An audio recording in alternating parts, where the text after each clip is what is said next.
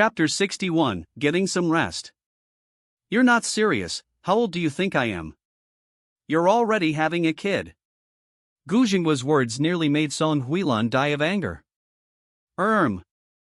You mean your stomach? Gu Jinghua was speechless.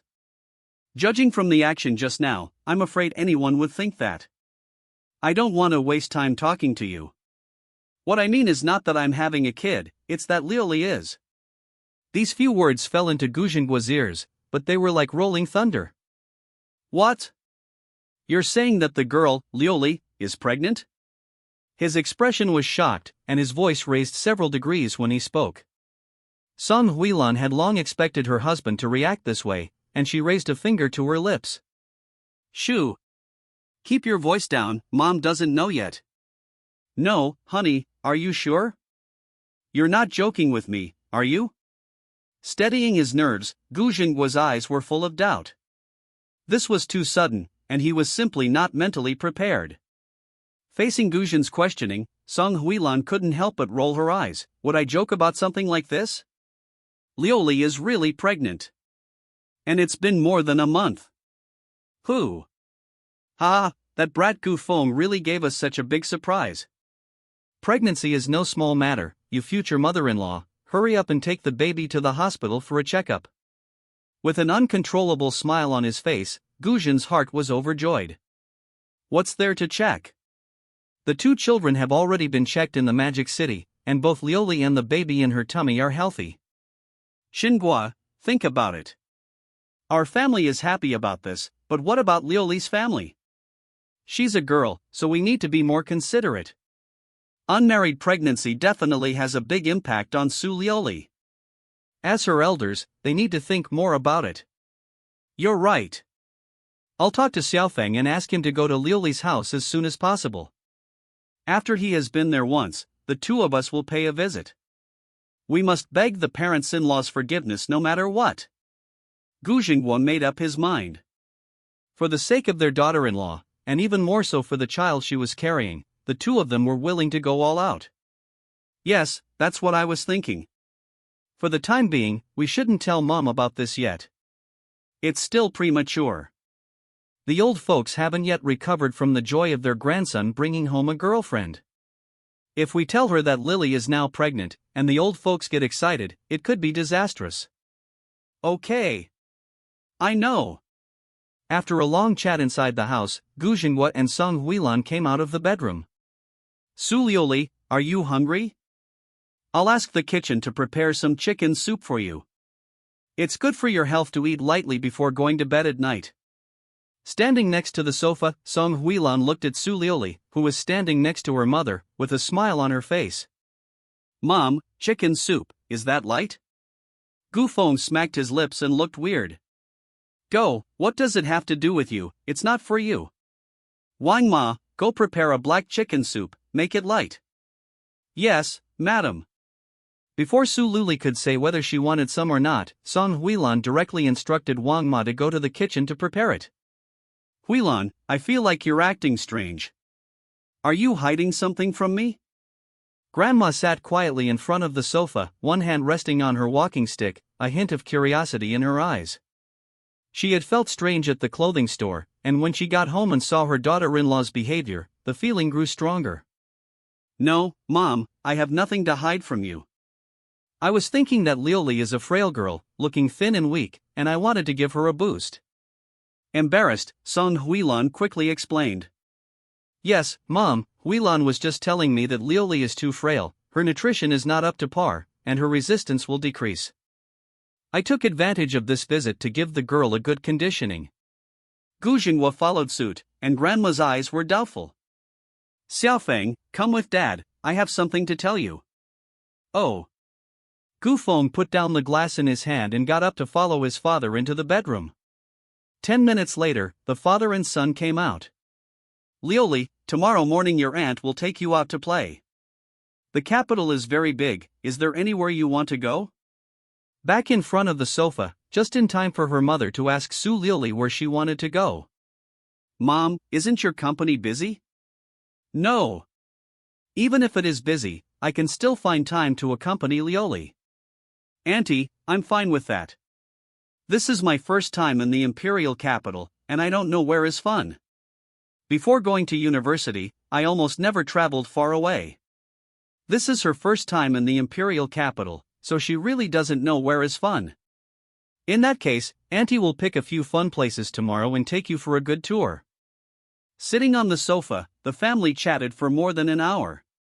After more than an hour, the black chicken soup that Auntie Wang had prepared was served on the coffee table. Su Lioli, try it and let me know how it tastes. Auntie Wang used to be a chef, and she's really good at cooking. Song Huilan gently handed a bowl of black chicken soup to Su Luli. Thank you, Auntie. After Su Luli took the soup, Song Huilan ladled another bowl for her grandmother. As for Gu Feng and her father, who was sitting next to her, they were ignored. What do you think of the taste, my girl? Grandma asked with a smile as she watched Su Luli take a small sip of the soup. Well, it's delicious. I've never had such a delicious bowl of chicken soup. In my impression, chicken soup should have a slight fishy smell, but this bowl of soup has no fishy smell at all, and I can even faintly taste the aroma of lotus root. If it's delicious, drink 2 more bowls. There's plenty here, I'll give you another ladle after you finish. Seeing that Su Lioli liked it, Song Huilan couldn't help but be happy, holding a spoon in her hand, ready to ladle another bowl for Su Lioli. In this way, she drank 2 or 3 bowls in one go, and Su Lioli was finally full. Mom, it's getting a bit late, so why don't we go to bed early? Gu Feng got up and spoke up, noticing that Su Lioli was a bit tired. Okay, let's go back and rest. Xiaofeng, Lioli's room is next to yours, so you take Lioli back to rest first. Song Huilan raised her hand and pointed to the innermost part of the first floor. There were a total of 4 bedrooms on the first floor, and for convenience, Grandma Gu Feng's bedroom was also arranged on the first floor. Luli, let's go back and rest. Grandma, we'll go first. Good night, Grandma. Su Luli got up and did not forget to raise her slender hand and wave at her grandmother. Good night, girl. Seeing her granddaughter waving goodbye to her and saying good night, the old lady was also very happy and smiled in response. Mom, I'll escort you back to your room to rest. Xingua, you go up first. Their room was on the 2nd floor. Hearing Song Huilan's words, Gu Xingua strode towards the 2nd floor. Gu Feng, on the other hand, took Su Lioli back to the room and didn't hurry to leave. Instead, he sat down on the bed in the room. Auntie and Uncle know already? Standing tall and straight in front of the door, Su Lioli raised her hand to brush her hair off her forehead and looked at Gu Feng hesitantly. Well, they know everything. Gu Feng nodded. Upon hearing this, Su Lioli was taken aback, her face turning red with a little nervousness. What should I do? After asking the question, Gu Feng gave a faint smile and said, What do you mean, what should you do? Humph, you're joking. What did your aunt and uncle say? They said to go back home with you as soon as possible and find Grandpa to apologize. After Grandpa beats me up, they will bring gifts and apologize in person, and they will also ask for your hand in marriage. After Gu Feng finished speaking, Su Lioli's face froze. Propose marriage? Did my uncles and aunts really say that? Of course they did. I wouldn't dare lie to you. But Luli, I have to ask you something. Chapter 62. As embarrassing as proposing marriage to one's granddaughter. Looking at Su Lioli, Gu Feng got up and came over, making an expression of being aggrieved. What is it? Feeling that Gu Feng was up to no good, Su Lioli took a small step back. When Grandpa beats me up, can you say something in my defense? If I really lose an arm or a leg, who will support you and your daughter in the future? Upon hearing this, suddenly Su Lioli couldn't hold back any longer and burst out laughing. She thought Gu Feng was going to say something else, but it turned out to be this. Her hands were as soft as young shoots, and her teeth as sharp as gourd rinds. Su Lioli brought her hands to her mouth, pretending to think for a moment, and then said, Well, I can't say anything against you, but it depends on how you behave. After saying this, she didn't forget to give a haughty little snort, and there was a kind of charming charm in her every gesture. Okay, I will definitely behave well and try to get my wife to intercede on my behalf. My wife? I'm not your wife. Gu Feng said the words my wife, and Su Liuli blushed instantly. Turning around, she looked at Gu Feng with big, watery eyes. It's getting late, you should go home and get some rest. Good night. Ha? Can I not go? Su Luli gave the order to evict the guest, and Gu Feng looked aggrieved. No way. What if your aunt and uncle see? Go back to bed quickly, or I'll tell Grandma that you bullied me and she'll beat you up. She lifted her head slightly, revealing her goosebumps. With Grandma on her side, Su Luli was now like a proud white swan. Let me go back and rest, but can I have a reward? Isn't that a reasonable request? She pointed at her own face with her finger, and Gu Feng looked at Su Liuli with a smile. Su Liuli stood in front of him, beautiful and refined. After hesitating for a moment, she put her hands behind her back, stood on her tiptoes, and gave Gu Feng a little kiss on the cheek. Okay, go back now. Gu Feng still stood in the same place, unwilling to leave, so Su Liuli could only half push him out of the room. Good night. As he was pushed out of the room, Su Liuli stuck out her tongue at Gu Feng and said good night to him before leaning on the door with one hand. Okay, good night. The door closed, and Gu Feng had no choice but to return to his own room next to it. The next morning arrived. At 6 o'clock in the morning, Gu Feng got dressed and opened the door to his room, just in time to run into Su Liuli, who was also leaving. You're up early. Su Liuli looked surprised when she opened the door and saw Gu Feng. I thought I had already got up early, but I didn't expect Gu Feng to be the same. Aren't you the same? It's a good thing, the air is fresh outside. I'll take you for a walk in the courtyard. Taking Su Liuli's soft, bony little hand, the two of them prepared to go for a walk in the courtyard. Just arriving in the living room, looking at the three people sitting on the sofa, Gu Feng and Su Liuli were taken aback. Mom and Dad, Grandma? You got up so early? It's only just 6 o'clock, I didn't expect my parents, including Grandma, to have already got up. Grandma getting up was no surprise to Gu Feng. The elderly sleep very little, and Grandma usually gets up early too. What he didn't expect was that his parents would also be up so early. Good morning. Liuli, you were quite tired from shopping yesterday, why don't you rest a little longer? Upon seeing Gu Feng and Su Liuli, Song Huilan got up and quickly came to the two of them. While talking, she subconsciously took Su Liuli from Gu Feng's hands and brought her to her side. Auntie, I couldn't sleep. Can't sleep? Are you feeling unwell? When Su Liuli said she couldn't sleep, Song Huilan thought she was feeling unwell, and her tone was very concerned. No, I'm not feeling unwell. Seeing that she was about to be misunderstood, Su Liuli waved her hands anxiously while explaining, it's probably because I went to bed early last night, and I woke up relatively early today. Oh, that's okay. Waking up early can still let you breathe some fresh air. Feng, you didn't get to explore the house yesterday, so take Liuli out for a walk. Take her to get acquainted with the area. Okay. Gu Feng nodded in agreement, as that was what he had originally meant. Liuli, let's go. With a tacit nod of agreement, she followed Gu Feng as the two of them walked out of the living room of the villa together. Song Huilan watched the two of them leave before returning to the sofa. Mom, today I'm going to take Liuli for a stroll, do you want to come along?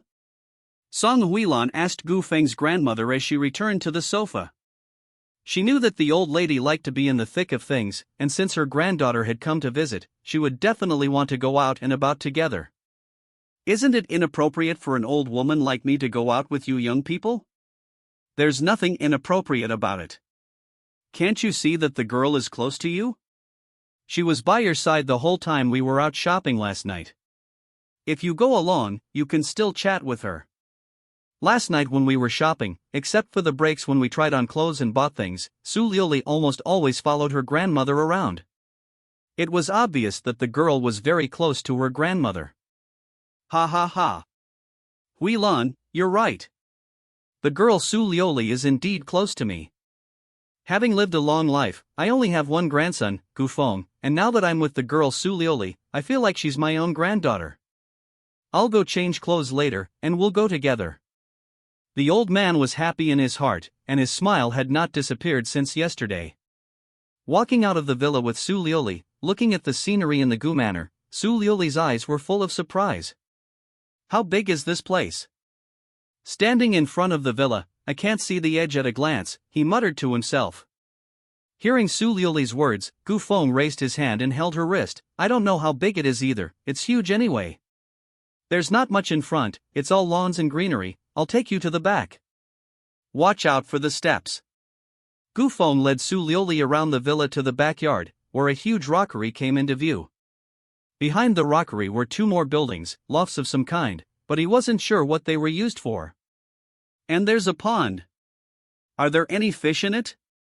Moving his gaze away from the rockery, Su Liuli suddenly noticed that there was an even larger pond in the distance. There are fish. Come, I'll show you. Su Lili was curious, and Gu Feng didn't think much of it, leading Su Lili straight to the pond. Dad had someone build this pond, and there are a lot of fish in it. Dad, Gu Jinghua, doesn't have many hobbies, and keeping fish is one of the few. He brought Su Lili to the front of the pond, and standing outside the fence, you could vaguely see many fish swimming around in the pond. From a distance, the pond didn't look very big, but when you actually came up to it, you realized that it was actually quite big, with a diameter of almost 20 meters. Chapter 63, Can you save it? As for the fish inside, there are big ones and small ones. It is worth noting that most of them are ornamental fish and they look very good. There is a fishing platform next to it. Do you want to try fishing? Seeing that Su Liuli is so interested in the fish, Gu Feng pulls the other person over to the fishing platform. It is getting cooler in the morning, so before asking Su Liuli to sit down, he does not forget to spread the plush cushion next to him. Guess if I can fish or not. Following Gu Feng's instructions, Su Liuli sat down in front of the chair, her lips lightly parted and a smile on her face. I think I can. Just imagine, if I couldn't fish, the other person wouldn't have asked me. Well, I can't say I can only say I know a little about it. Before I went to university, I often went fishing at the reservoir with my grandfather. Su Liuli said, recalling the past, whenever she wanted to eat fish, her grandfather would take her to the reservoir. The fishing equipment was simple, but they managed to catch a lot of fish every time. Why don't you try and see if you can catch any fish here? While talking, she took a red bucket from the side, and if she really could catch any fish later, she could put it in the bucket. When she came back in the evening, she could stew the fish. Crabs and soft-shelled turtles were not allowed to eat, but fish could be eaten in moderation. According to the doctor, eating some fish in moderation can supplement protein. Su Lili took down the fishing rod and hung the bait in a very professional manner. Gu Feng stood nearby and watched silently. Fishing requires patience.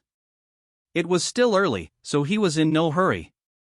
A few minutes later, a fish took the bait. Su Lili exclaimed happily. Seeing this, Gu Feng hurriedly went over to help hold the fishing rod. Oh my! It looks like a big fish. Judging from the force on the fishing rod, the fish Su Lili caught is definitely not small. Luli, go over there and let me do it. Well. Su Lili left, and Gu Feng held the fishing rod tightly with one hand while tightening the fishing line. Slowly, a dark red fish gradually surfaced. What kind of fish is this? It's so beautiful. Seeing the dark red fish in the pond, Su Lili covered her mouth and exclaimed in surprise. This was the first time she had seen such a fish in her life. I don't know either. Gu Feng himself didn't know much about fish, and he didn't know what kind of dark red fish this was. But from what I can see now, this fish is a conservative estimate of at least 5 catties. After a few minutes, with a lot of effort, they finally got the big fish into the bucket. The fish almost occupied half of the red bucket, and 5 catties was definitely a conservative estimate. Su Lili, you're in for a treat tonight. I'll take it back later and ask Wang Ma to make a steamed fish for dinner. Gu Feng said with a smile, and Su Lili said with some concern, this fish isn't poisonous, is it? In nature, the brighter the color, the more poisonous the thing. This fish is so bright, she really doubts if it's poisonous. It can't be poisonous, don't worry. According to Dad's personality, he wouldn't put a poisonous fish in the pond. Let's go, I'll take you back. Putting the fishing rod back in place, Gu Feng carried the red bucket in one hand and pulled Su Liuli back with the other. Back in the living room, my father and the others were still sitting on the sofa chatting. It was worth noting that my grandmother had changed her clothes. She was wearing the same clothes that Su Liuli had given her yesterday. Ha! Why are you two carrying a bucket back? What's in it? Song Huilan got up and came to Gu Feng, looking down at the red bucket. A fish? Mom, we just caught a fish from the pond. Let Wang Ma cook it tonight. Sure, no problem.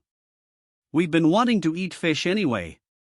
Song Huilan agreed with a smile, taking the red bucket from Gu Feng. You two go and sit in the living room and relax, I'll put the fish in the kitchen.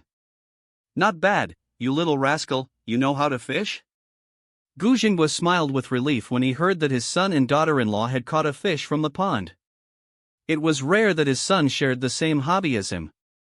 Not Dad, your son is not capable of doing that, it was Liuli who caught it. This fish must weigh more than 5 kilograms. Liuli? Ha! Fishing is the best way to cultivate one's character. Liuli girl, you have a good hobby. I'll take you to a bigger fishing spot sometime. Gu Jinghua laughed, but then his grandmother suddenly raised her hand and said, Liuli, come over to Grandma. Ignore your uncle, he gets like this whenever he mentions fish. Go help Huilan put the fish in the kitchen and add some water. We'll have fresh fish for dinner for the two kids. Okay, Mom, you guys chat, I'll go. With a smile on his face, Gu Jinghua walked through the living room to Song Huilan's side. Wife, what are you doing? Put the fish in the fish tank in the kitchen, the fish will suffocate if there is not enough oxygen. Gu Jinghua kept talking to himself, but Song Huilan's face looked a little hesitant. The more she looked at the fish, the more familiar it looked, as if she had seen it somewhere before. Husband, do you see how familiar this fish looks? This fish? What's wrong with this fish? You wouldn't know unless you saw it.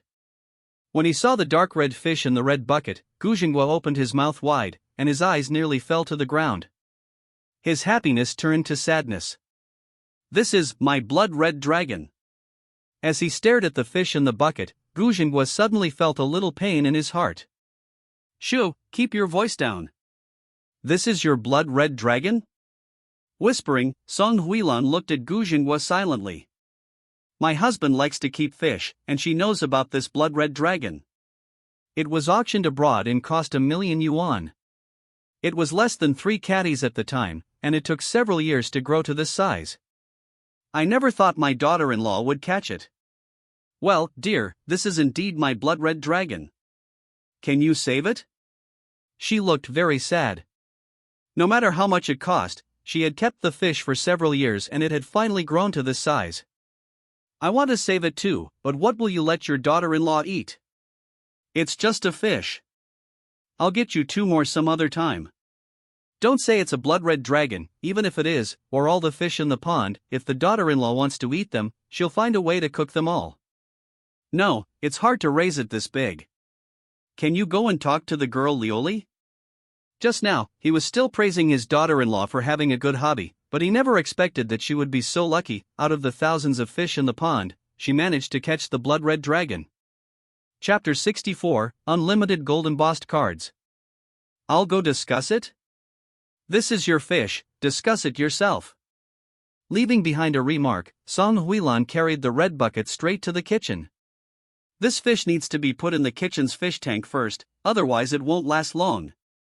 Watching his wife leave with the red bucket, Gu Jinghua glanced at the several people chatting in the living room, and with a resolute heart, he took a few strides and followed Song Huilan into the kitchen. The baby fish is about to be steamed, so while there's still time, I should take a look. After a minute or two, he put the fish in the fish tank and Song Huilan sat back down on the sofa. Ha! Mom, what's Dad doing in the kitchen? Seeing that only his mother had come out, Gu Feng asked subconsciously. Your father is studying fish. Studying fish? Yes, studying how to make fish delicious. Song Huilan smiled awkwardly, but she didn't dare to tell her son and daughter-in-law that her father was in the kitchen facing a fish and was sad, because if she did, the 2 children would die of laughter. Lioli, I cooked some bird's nest for you this morning, drink some. By the way, when are you planning to go back to school? Auntie, we plan to go back tomorrow morning. Tomorrow morning? Su Lioli explained that they had to go back to the Magic City tomorrow morning, and Song Huilan's brows shot up. Is it too urgent to go back tomorrow morning? Is it okay to go back in the afternoon? In the afternoon, that's fine. Tomorrow is Sunday, and there's not much to do anyway, so it doesn't matter whether they go in the morning or the afternoon. Since you say so, they'll go in the afternoon. That's fine, I'll arrange it for you, and you can go back in the afternoon tomorrow. Our Lioli is really a good girl. Mom, you stay here and chat with Lioli. I'll go to the kitchen and see if breakfast is ready. After a brief chat, Song Huilan got up again and went to the kitchen. When she arrived in the kitchen, she saw Gu Jinghua standing in front of the fish tank at a glance. Without paying any attention to him, Song Huilan took the initiative to help Wang Ma and the others. Wang Ma, how is the quality of this bird's nest? Madam, don't worry, I went shopping early in the morning and bought this bird's nest. The quality is excellent. That's good. It was 7:30 in the morning. Wang Ma and the other maids brought out the breakfast they had prepared. Su Lioli got up and helped her grandmother walk to the dining room. Luli, first eat some bird's nest and see how it tastes. Su Lioli sat down, and Song Huilan was the first to pick up the small bowl and ladle a spoonful of bird's nest into it. Thank you, Auntie. Silly girl, what are you being polite for? With a happy face, she took the bird's nest from Song Huilan's hands, silently watched Su Lioli sit back down, and Gu Feng immediately raised the small bowl in front of him. Mom, can I try some bird's nest too? It is no exaggeration to say that, growing up, he has never eaten bird's nest before and has no idea what it tastes like. What do you want to eat? Gu Feng held up the bowl, and Song Huilan took it in her hands, asking again with a puzzled expression. Bird's nest. Just a little bit for me, not too much. What are you eating bird's nest for? This bird's nest isn't tasty. Mom will spoon some millet porridge for you. It's delicious and good for your stomach. Here. With a surprised look on Gu Feng's face, my mother was very exaggerated, scooping up a full bowl of millet porridge. Su Lioli held the small bowl and looked blankly at Gu Feng next to her. At this time, Gu Feng's face was beyond description. You're so biased. No matter how delicious millet porridge is, I want to try the bird's nest. Sighing, she took the full bowl of millet porridge from her mother's hands. Then she sat down with the millet porridge, and Su Lioli leaned her head lightly towards Gu Feng's side, her jade cheeks slightly flushed as she said, "I'll feed you a bite." It's very sweet. After saying that, she quickly scooped up a big spoonful of bird's nest from her own bowl and handed it directly to Gu Feng's mouth. Eat quickly. Holding it like this, Gu Feng was still dazed, and the grandmother next to him and the aunt and uncle on the other side all turned their attention to him. Hearing Su Lioli's words, Gu Feng hurriedly opened his mouth and ate the bird's nest on the spoon in one gulp. Seeing this, Grandma glanced at Song Huilan next to her, and the two of them looked at each other and smiled without saying a word. During this breakfast, under Song Huilan's care, Su Lioli drank a total of 3 bowls of bird's nest, but half of it went into Gu Feng's stomach. "Lioli, come over here and help your aunt get changed. Let's take a break for a while, and then set off for fun again at 9 o'clock. After everyone had eaten and drunk their fill, Song Huilan raised her hand to beckon Su Lioli to follow her to the bedroom to change. Su Lioli, who was at a loss as to what was going on, could only follow behind her. The two of them walked into the bedroom one after the other. What's my mom going to do? What else can she do? She'll definitely give you a present again, but it's still the kind you can't let you see. Grandma leaned on her walking stick and looked at her eldest grandson in front of her, unable to stop chuckling. After entering the bedroom, Song Huilan didn't go to the closet to get clothes, but instead took Su Lioli's hand and led her to the bed. Come, Lioli, sit down first. The pregnancy thing, Gu Feng already told your aunt. Song Huilan spoke, and Su Lioli blushed like a lotus flower, her hands clasped together, nervous and restless. Silly girl, don't be nervous, actually your aunt hasn't scolded that brat for you yet. Your grandmother still doesn't know about this. When the time is right, your aunt and uncle will tell her about it, and we'll all stand up for you together. As she spoke, Song Huilan pulled a chair over and sat down in front of Su Luli, bending down. Auntie, I'm not angry, so there's no need to lecture Gu Feng. Her eyes trembled as she spoke very quietly. My child, you're still thinking about him. How much good fortune did Gu Feng cultivate in his past life to find a girl like you? Even if Auntie doesn't teach him a lesson, your grandma will. He'll get a good beating, no doubt. She shook her head with a bitter smile. Having lived with her for so many years, she knew her temper and disposition all too well. Once she found out about this, she would have to teach Gu Feng a lesson to vent her anger at her granddaughter and the baby she was carrying. While the two of them were talking in the bedroom, Gu Feng sneezed several times for no apparent reason. Xiao Feng, are you getting a cold? Do you want Grandma to make you some ginger tea? With the help of a walking stick, Grandma looked kind and amiable. No need, Grandma, I don't have a cold. He shook his head, not feeling the slightest bit unwell, and wondering why he had sneezed for no reason. In the bedroom, after hearing what the aunt said, Su Luli could only pray inwardly for Gu Feng, praying that he would suffer less when the time came. Luli, your aunt wants you to come over, actually mainly to give you some advice. In the early stages of pregnancy, although there is not much change in your body, you still need to pay attention. In particular, you must not have any of the following, and the doctor should have also mentioned this. Song Huilan's words were very straightforward, and naturally Su Luli understood what she meant. The most important thing is your mood. If you're unhappy about anything, just call your auntie. In my eyes, you're like my own daughter, and you should think of me as a family member too. Do you understand? After her words, Su Luli felt a warm feeling in her heart. She had never imagined that her future mother-in-law could say such things to her. With reddened eyes, Su Luli nodded emphatically, "Thank you, auntie." Silly child, how many times have I told you not to say thank you to your auntie? She patted Su Liuli's head affectionately, then turned around and took her bag in her arms. After rummaging for a moment, she took out a black, gold-embossed bank card. Liuli, this is an unlimited card. You can spend 200,000 yuan every day without entering a password. If you want to spend more than 200,000 yuan, you need to enter a password, which is Gu Feng's birthday. Take it. When you're feeling down, buy something to cheer yourself up. Auntie lives far away from you, so you must take care of yourself. Chapter 65, The Nine Heavens Amusement Park. When the bank card was in her hands, Su Luli's eyes revealed panic, and she hurriedly shook her head to refuse. "Auntie, I can't take this card." How dare she accept such a large bank card? She must. With this card, Auntie will believe that you can take care of yourself. You also want to put Auntie's mind at ease, don't you? Before Su Luli could give the bank card away, Song Huilan's hand gently pressed against the back of Su Luli's hand. "But Auntie, this card is too valuable, I really can't accept it." "It can be used to withdraw 200,000 yuan without a pin, what if I lose it?" "Luli, are you refusing to listen to your aunt?" "Ha?" Pretending to be serious, Song Huilan insisted with a stern face. This was her character. Su Luli was torn between conflicting emotions and could not argue with her. Having held a high position for many years, Song Huilan also knows the importance of striking while the iron is hot. Without giving Su Luli the chance to continue hesitating, she got up and pushed the chair back to the table. "Come on, Luli, it's getting late, let's go out and play," she said.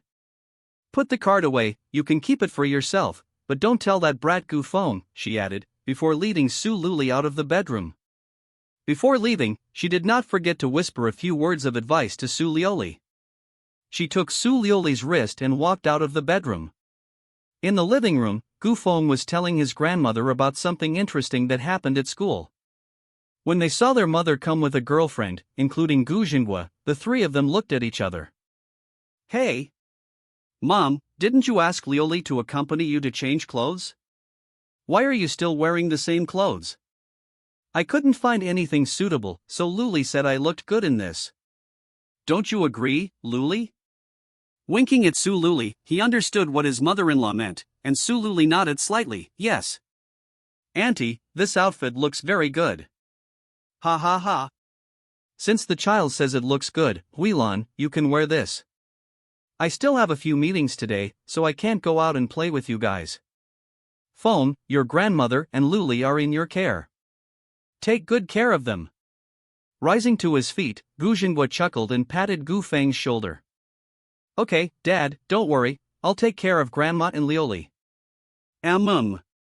Nodding imperceptibly, Gu Jinghua picked up the Zhongshan suit next to him. Mom, honey, I'll go first.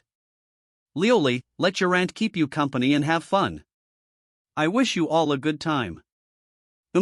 Thanks, Uncle. Standing next to Song Huilan, Su Lioli looked very well behaved. Without lingering, Gu Jinghua turned and walked out of the living room. In front of the villa, 3 top-of-the-line business cars were lined up in a row, with 2 bodyguards in suits and sunglasses standing in front of each car. Upon seeing Gu Jinghua appear, the driver of the car in the middle hurriedly opened the door. Gu Jinghua got into the car, and the 3 cars started up together, slowly driving away from the Gu Manor. Mom, is Dad really this busy these days? After seeing Dad leave, Gu Feng looked at Song Huilan with curiosity.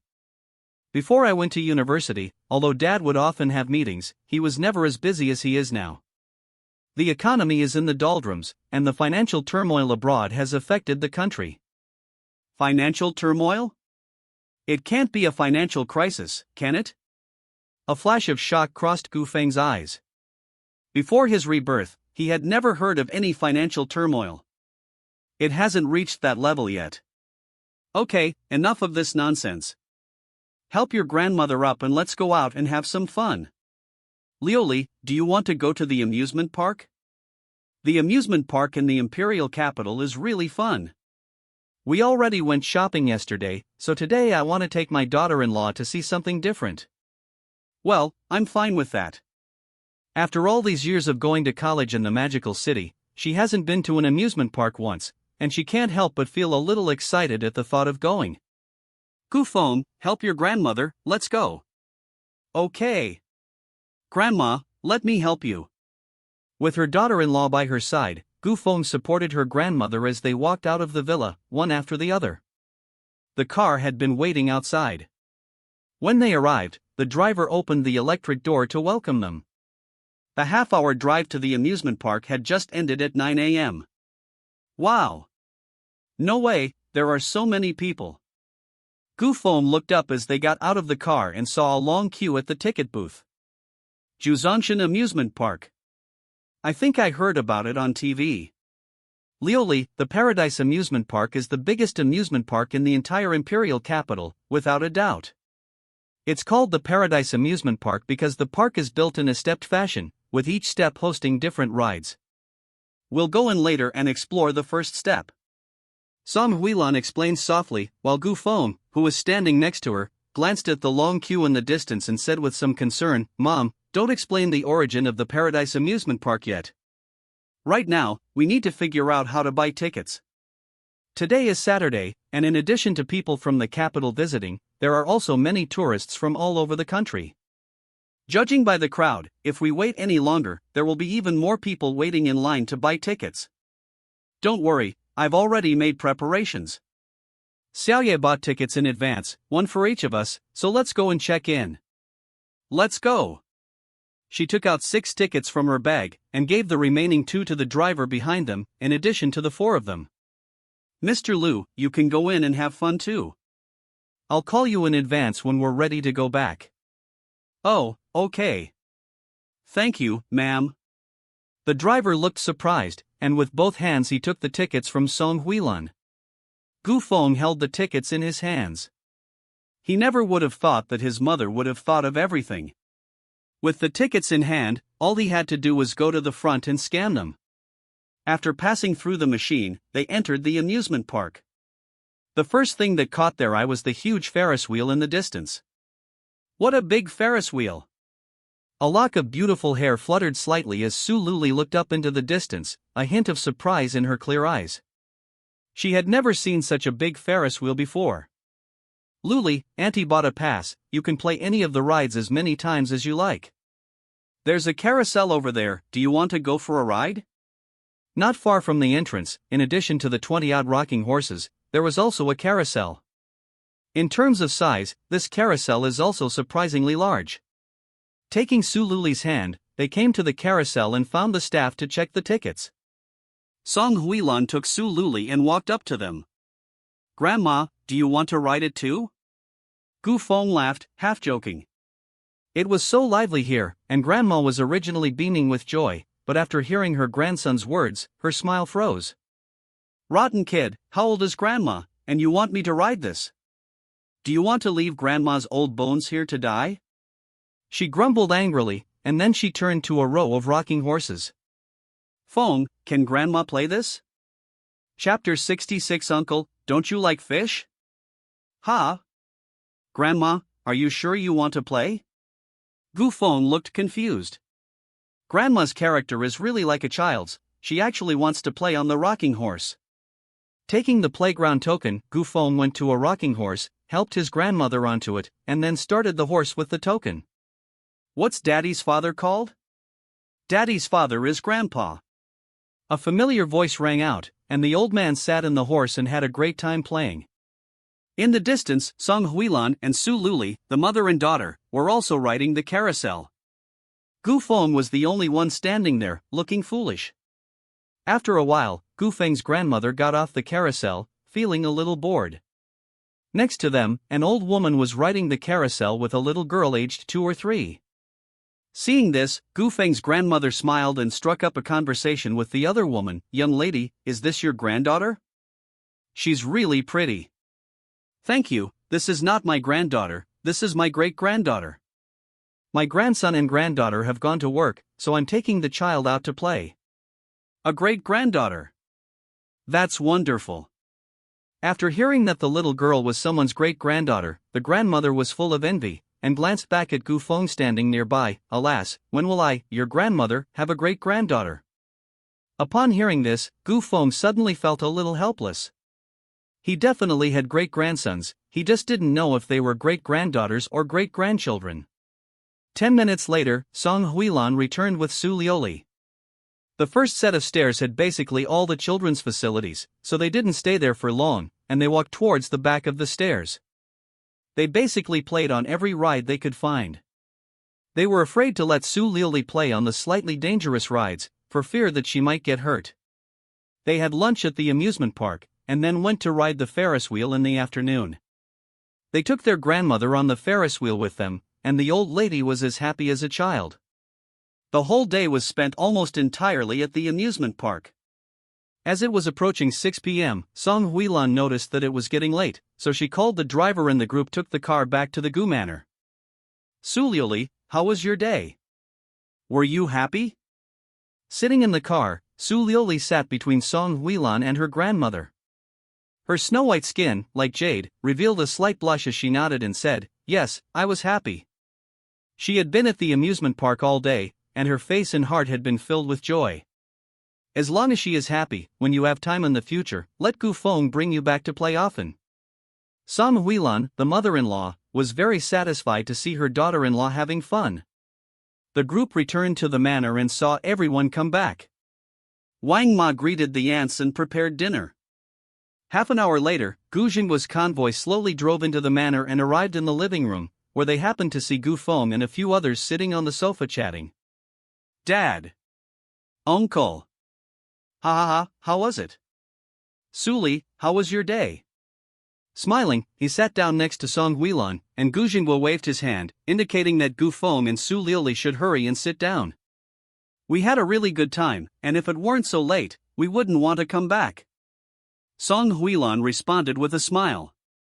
"Really? Alas, we still don't have that kind of luck. If it weren't for how busy I am, I would have to go out with you guys." His tone was rather helpless. He really wanted to go out and have fun, but he just couldn't get away. After chatting for a while in front of the sofa, Wang Ma came into the living room and told everyone to get ready to go to the dining room for dinner. When they arrived in the dining room, a few exquisite dishes were served first, followed by the chicken soup that had been stewing all afternoon and the steamed fish that had been prepared. When he saw the blood-red dragon on the plate, Gu Jingwa's mouth twitched twice unconsciously. His heart was bitter, and he couldn't bear to look at it.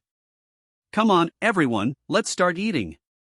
"Lioli, help yourself to whatever you want to eat, or else I'll have to help you." I don't need you to help me, I can do it myself. Su Liuli hurriedly shook her head when she heard Song Huilan say she would help her pick food. The scene from last night was still vivid in her mind, and if she continued to let her aunt pick food for her, she would definitely throw up tonight. Su Liuli, try the fish you caught yourself, how does it taste? Gu Feng sat next to her and used his chopsticks to pick a large piece of fish for her. After taking a small bite, a slight lightness appeared in her eyes, and her slender eyebrows lifted slightly. It's so tender. This fish is delicious. Really? Then I'll try some too. After hearing Su Liuli say it was delicious, Gu Feng picked up his chopsticks and added a piece to his own bowl. After tasting it, it really was as Su Liuli said, the fish was exceptionally delicious. Mom, Grandma, you two try it too, it's delicious. Upon hearing this, Grandma and Song Huilan each followed by picking up a piece and tasting it with a small bite. Only Gu Xingguo never reached for his chopsticks. Uncle, do you not like fish? Seeing Gu Xingguo's face full of sadness, Su Luli glanced at Gu Feng beside him and couldn't help but ask in a low voice. Ha? No, Uncle likes fish very much. Gu Xingguo waved his hand, but Song Huilan next to him couldn't help but hold back her laughter. The fish is done, so you should quickly pick up a piece and try it. I'll do it for you. With a strong effort to suppress his laughter, Song Huilan picked up the fish head and placed it directly in Gu Xin's bowl. Looking at his beloved baby fish lying motionless in his bowl, Gu Xin's heart was filled with 100 different emotions. Phew! Red dragon, you have died a worthy death. He muttered to himself, and for the sake of his daughter-in-law and the baby she was carrying, he felt that his death as a bloody red dragon was not a waste. With a sense of relief, Gu Xingguo began to actively eat the fish head. In less than 2 minutes, the fish head was eaten clean. Gu Xingguo didn't let go of the few pieces of fish meat left, and with a few consecutive chopsticks, the 15 kilograms, bloody red dragon was reduced to a pile of fish bones. After dinner, everyone chatted for a couple of hours in the living room before going to their respective rooms to rest. The next morning, Gu Feng woke up to find that he was the only one left in the house, along with Su Lili and his grandmother. Gu Xingguo and Song Hui had gone somewhere.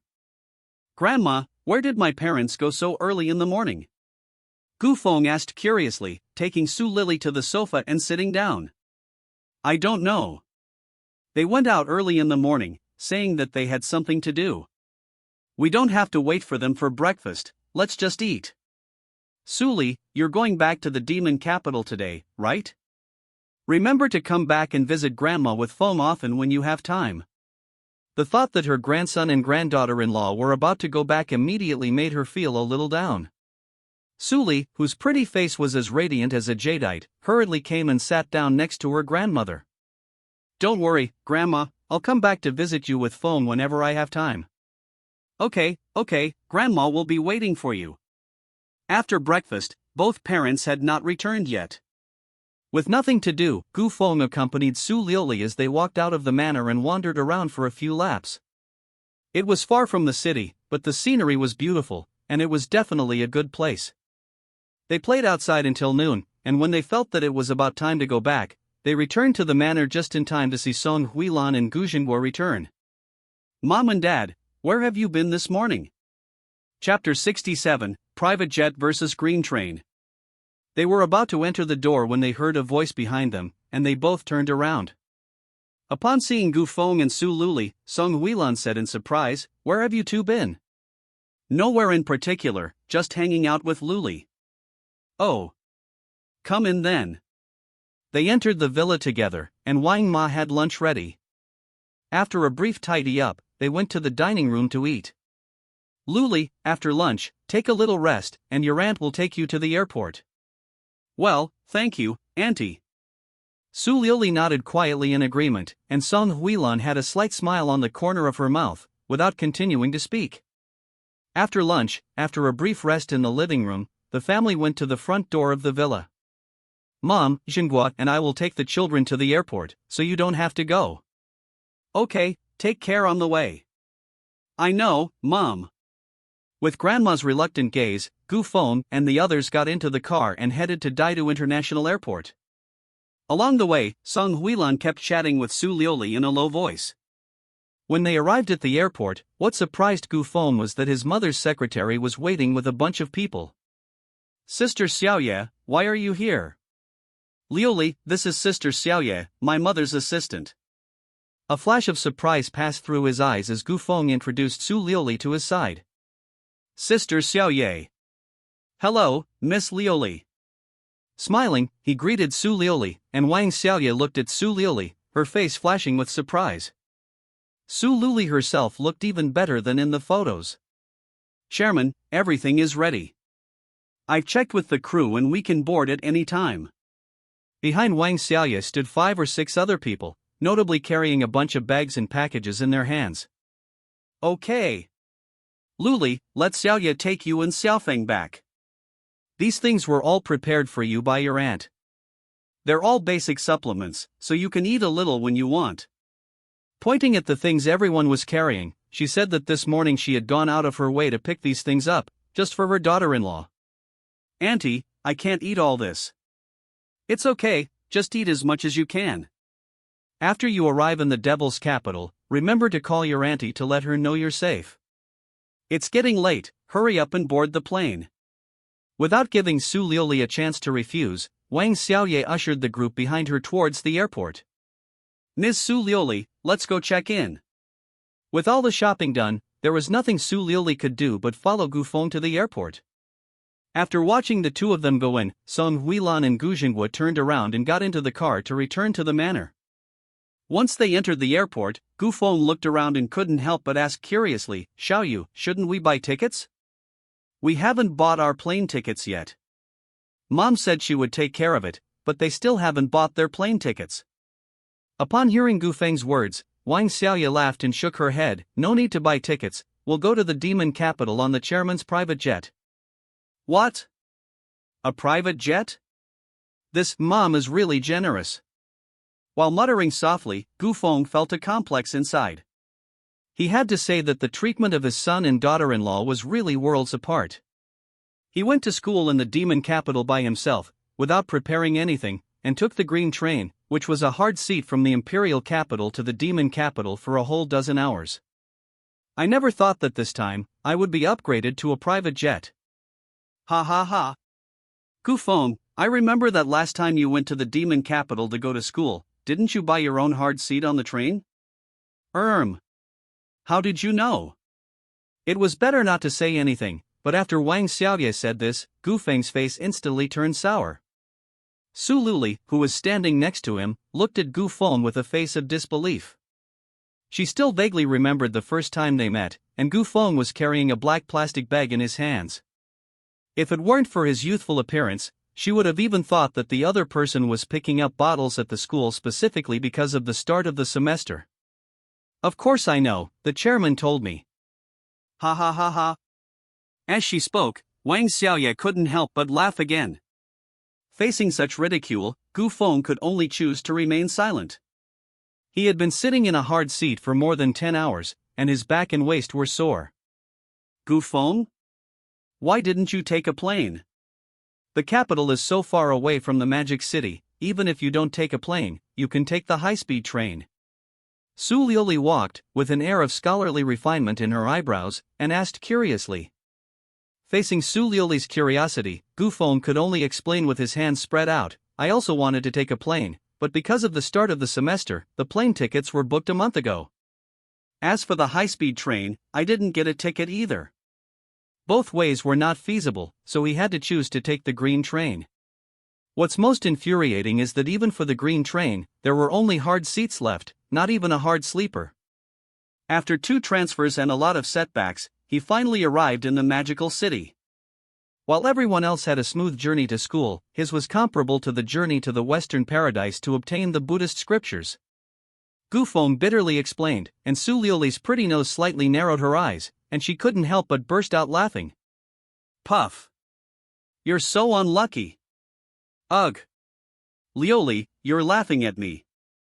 I was explaining myself and all my grievances, hoping to win Su Liuli's sympathy, but I never expected that she would go so far as to laugh at me openly. Not to mention, apart from Su Liuli and Wang Xiaoye, the previous group of employees also suppressed their smiles. I really can't believe that the prince of the Kyushu group could be so down and out after going to school. With a face full of black lines, he was mocked by everyone before arriving at his mother's private jet. The huge plane was emblazoned with the gold-stamped logo of the Kyushu group. After seeing someone approaching, the crew hurriedly came out to greet them. A few flight attendants were responsible for tidying things up, while Gu Feng and the others were led directly onto the plane by the head flight attendant. After about 20 minutes, the plane was ready to take off. After asking Su Luli for another blanket, Gu Feng leaned over and closed his eyes. After an unknown amount of time, the plane announced that it was about to land at the Shanghai airport. 10 minutes later, the plane landed smoothly. A car was waiting outside to take them to Fuxing University. When the car arrived at the school gate, they thought they would have to get out and walk in, but the guard lifted the railing directly. Sister Xiaoye? How can a car from outside the school enter the school? Of course you can. If you can also donate a few experimental buildings to Fuxing University, your car can enter as well. Sitting in the passenger seat, Wang Xiaoye joked. Gu Feng was stunned, and he was suddenly speechless. He didn't know how he could get in, but it turned out that he used his wealth to get in. A few teaching buildings, that's really not a small gesture. Driving to the bottom of the girls' dormitory, when a crowd of people carrying big bags and small bags got off the car, they immediately attracted the attention of many students around them. Chapter 68. What family conditions? What's going on? I don't know. Who is that person? It looks like Miss Su. The school flower? The convoy arrived in front of the girls' dormitory building, and the surrounding students who were passing by stopped and whispered to each other. Xiaofeng, let's help Liuli take the things up. You've been on a plane all afternoon, go back and rest for a while. Wang Xiaoye, holding a box of supplements in her hands, turned to Gu Feng. Before she came back, the chairman specifically told her to make sure they delivered the things to the dormitory. Gu Feng definitely wouldn't be able to go into the girls' dormitory. Okay. Liuli, go back and rest for a while, I'll take you out to dinner tonight. After saying that, she returned to the boys' dormitory alone. Miss Liuli, let's go. Sister Xiaoya, you don't need to call me Miss Liuli, you can just call me Liuli. With a slight twist of her slender waist, Su Liuli turned her body sideways. She had always been addressed as Miss Liuli, and she was still a little uncomfortable with it. Upon hearing this, Wang Xiaoya's mouth lifted up into a slight arc, and she smiled. Good, Liuli. The chairman personally picked these things out for you, so you should eat a little of them every day after you go back. Although these things are very nourishing, you shouldn't eat too much. Following Su Liuli, a large group of people entered the girls' dormitory, and Wang Xiaoye kept talking as they walked. Yes, great. Thank you, Xiaoye. Wang Xiaoye felt a little emotion in her heart when she heard Su Liuli say thank you. Based on Gu Feng's family conditions and Su Liuli's stunning appearance, she had expected the other person to be quite arrogant, but she never expected her to be so approachable. There was also a hint of love on her blushing face, and even she herself was a little confused by it. The group entered the dormitory and climbed up the stairs for a long time before they arrived at the door of the dormitory. She raised her hand and knocked gently on the door. Hearing a noise outside, Wang Mani hurriedly rolled out of bed and opened the door in her slippers. The first thing she saw was Su, and a flash of joy passed through her eyes. You're finally back. I've missed you so much. She took Su's wrist and let her in, preparing to give her a warm hug. Halfway through the movement, she noticed the crowd standing behind Su, and Wang Mani's expression froze. Dong Jiejia and Lu Xiaoyu also rolled out of bed, and after seeing the crowd behind Su Lili, they froze in unison. Hello, classmate, I'm Lily's sister. I'm here to help Lily bring something up, sorry for the disturbance. Wang Xiaoye was very polite.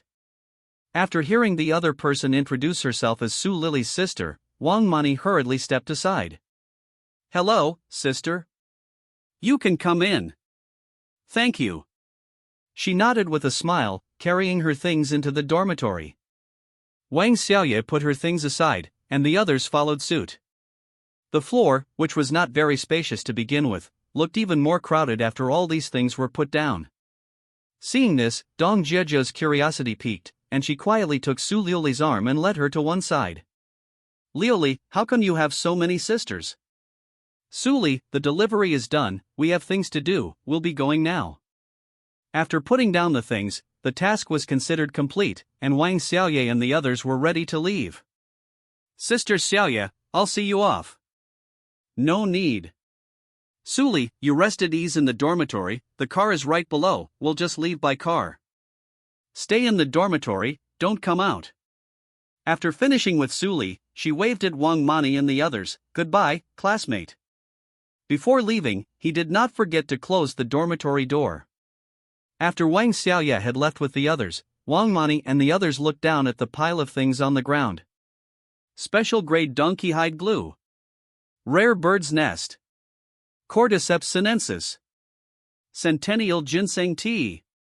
Massage instrument. Staring at the pile of things on the ground, Wang Mani looked incredulously at Su Liuli and swallowed. Liuli, what does my sister do? How much does it cost to buy all these things? Dong Jieja took Su Liuli's arm and a flash of inspiration came to her. Hey, no, didn't you say you were going to Gu Feng's house with him to hang out? Why would you bring all these things back? Before she could answer, Lu Xiaoyu suddenly had a sudden realization. Could the sister just now not be Gu Feng's sister? Did all these things come from his family? One after the other, Su Liuli didn't have a chance to speak. When the three of them stopped talking, Su Liuli softly explained, it was given by Gu Feng's mother. The sister just now is the aunt's assistant. What? It was given by Gu Feng's mother? When Su Liuli explained, the three of them froze. What kind of family conditions would allow someone to give such expensive things, and send so many people to deliver them to the dormitory? Cough cough, Liuli, does Gu Feng have any brothers or sisters or other relatives? I feel like I can go after them. Dong Jieja said with a smile, and Su Herdin said flirtatiously with a charming smile, it seems not. Jieja, you really have a big appetite. Hee hee, I was just joking. Okay, there are so many things, I can't finish them all by myself. If you like them, you can pick some. The shelf life of these things is very short. Before getting on the plane, Auntie specifically told me that if I feel like there are too many, I can share them with the students in the dormitory. Wow! Really? After hearing Su Liuli say that they could eat them too, Wang Mani's eyes lit up. While the others were looking at the things on the floor, Su Liuli went to the cupboard and took out her pajamas to get changed and rest for a while. As she took off her dress, her crystal-clear shoulders were exposed, and her soft, snow-white skin with graceful curves looked like a lotus flower emerging from the water. Her snow-veined, soft arms and graceful, round, slender legs made her body look absolutely perfect. Wow, Su Liuli, your body seems to be even more perfect. It seems to have grown bigger. So enviable. With a smacking of her lips, Dong Jieja looked at Su Liuli, who was changing clothes, her tone full of envy. Jieja, what are you talking about? Our Liuli's body has always been so beautiful. Ahem Liuli, are there any of these things that can that? With her hands in front of her body, Wang Mani carefully gestured. What? After changing into her pajamas, Su Liuli pretended to be puzzled and asked with a smile, her lips parted. Is that the one that can make it bigger? Bigger? Bigger what? Su Liuli was still pretending to be stupid, while Dong Jieja and Lu Xiaoyu next to her could no longer hold back their smiles. Good, Liuli, you dare to flirt with me. Let me teach you a lesson. She rolled up her sleeves and grabbed at Su Liuli with both hands. She had only wanted to tease Wang Mani, but she never expected the other person to dare to fight back. In a panic, Su Liuli blushed and hurriedly begged for forgiveness. Ah. Mani, I was wrong. I really don't know if it works or not, why don't you read the manual? Chapter 69, Peak Competition Goes Online. Su Liuli begged for mercy with a blush on her face, and Wang Mani finally stopped. Sure enough, Liuli, you feel so good. Wow, Mani, you've got nerve to talk, I think you're the one who's a womanizer. Dong Jieja had an intriguing expression on her face, and Wang Mani's expression of enjoyment was enough to make people's goosebumps fall off. Okay, I'm not kidding with you guys. Lioli, you must be tired after flying all afternoon. Lie down on the bed and rest for a while. We'll put these things away for you in the closet. Okay. Upon hearing Wang Mani's words, Su Lioli nodded without thinking. After putting her clothes away in the closet and turning to go to bed, she was about to go to sleep when she suddenly thought that she hadn't called to report her safety. Hurry up and take out your phone and call Song Huilan. After a brief chat of more than 10 minutes, she hung up the phone and then closed her eyes with peace of mind. Gu Feng, on the other hand, stood outside the dormitory knocking on the door for a long time, but no one ever answered. No one was in the dormitory? Today is Sunday. Jiang Yu and Xiao Kai are probably playing games in the internet cafe, and as for Zhang Tinio, 90% of the time he is with his girlfriend. He took out the key from his trouser pocket and opened the dormitory door. Sure enough, just as he had guessed, the entire dormitory was empty, not a soul in sight. Gu Feng walked to the balcony and took out his phone. While on the plane, Annie had sent him a text message, roughly saying that the promotion plan for the Pinnacle competition was ready. In addition, the villa he had asked for had been found, but the price was a bit high. After reading the text message, Gu Feng thought for a moment. There were a lot of things, and it was hard to explain over the phone. For convenience's sake, he should still go to the company. He picked up his phone and dialed Annie's number. Hello? Annie, I'm going to the office now. Tell Luci to get ready, we'll have a meeting in half an hour. Okay, Mr. Gu, I'll make the arrangements. In the secretary's office, Annie got up as soon as she received Gu Feng's call, grabbed her phone and quickly headed for the technical department. At that moment, Luci was configuring the game music. The music submitted was very effective, and according to the normal process, he could completely complete all the configurations today. Director Lu, Mr. Gu will be at the office in half an hour, so get ready to go to the meeting room. President Gu is coming? Lu Qi, who was in the middle of giving instructions, was taken aback. He wanted to organize a final debugging session in an hour's time, but he didn't expect the boss to come at this time. Okay, I'll make some arrangements and go to the meeting room later. Good. Are there any problems with the music submitted? No problem, the production is very good. Although the tuning is simple, it has a particularly good effect when placed in the game. Lu Qi nodded with a smile. The production quality of the game's background music really surprised him a little. That's good. If there's anything else, let's talk again. I've got to get back to work. Gu Feng will be here soon, and she needs to set up the meeting room in advance. After saying this to Lu Qi, Annie turned and left. As for Gu Feng, he arrived at the Yunding Technology Building 20 minutes later, and without lingering, he strode directly into the office building. He took the elevator up, and Annie, dressed in a professional outfit, had already been waiting in the elevator for some time. President Gu. Well, is everything ready? Yes, Manager Lu and the others are waiting for you in the conference room. Lead the way, Annie said as she walked. She led Gu Feng to the conference room, pushed the door open, and Lu Qi and the others saw Gu Feng come in and rose one after the other. Mr. Gu. Everyone sit, there's no need to be so polite. Lu Qi, how is the peak competition? When do you plan to officially launch? As soon as his butt hit the seat, Gu Feng asked Lu Qi point blank.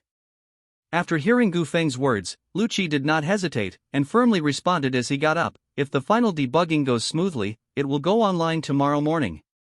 Tomorrow morning? Upon hearing this, Gu Feng was a little surprised.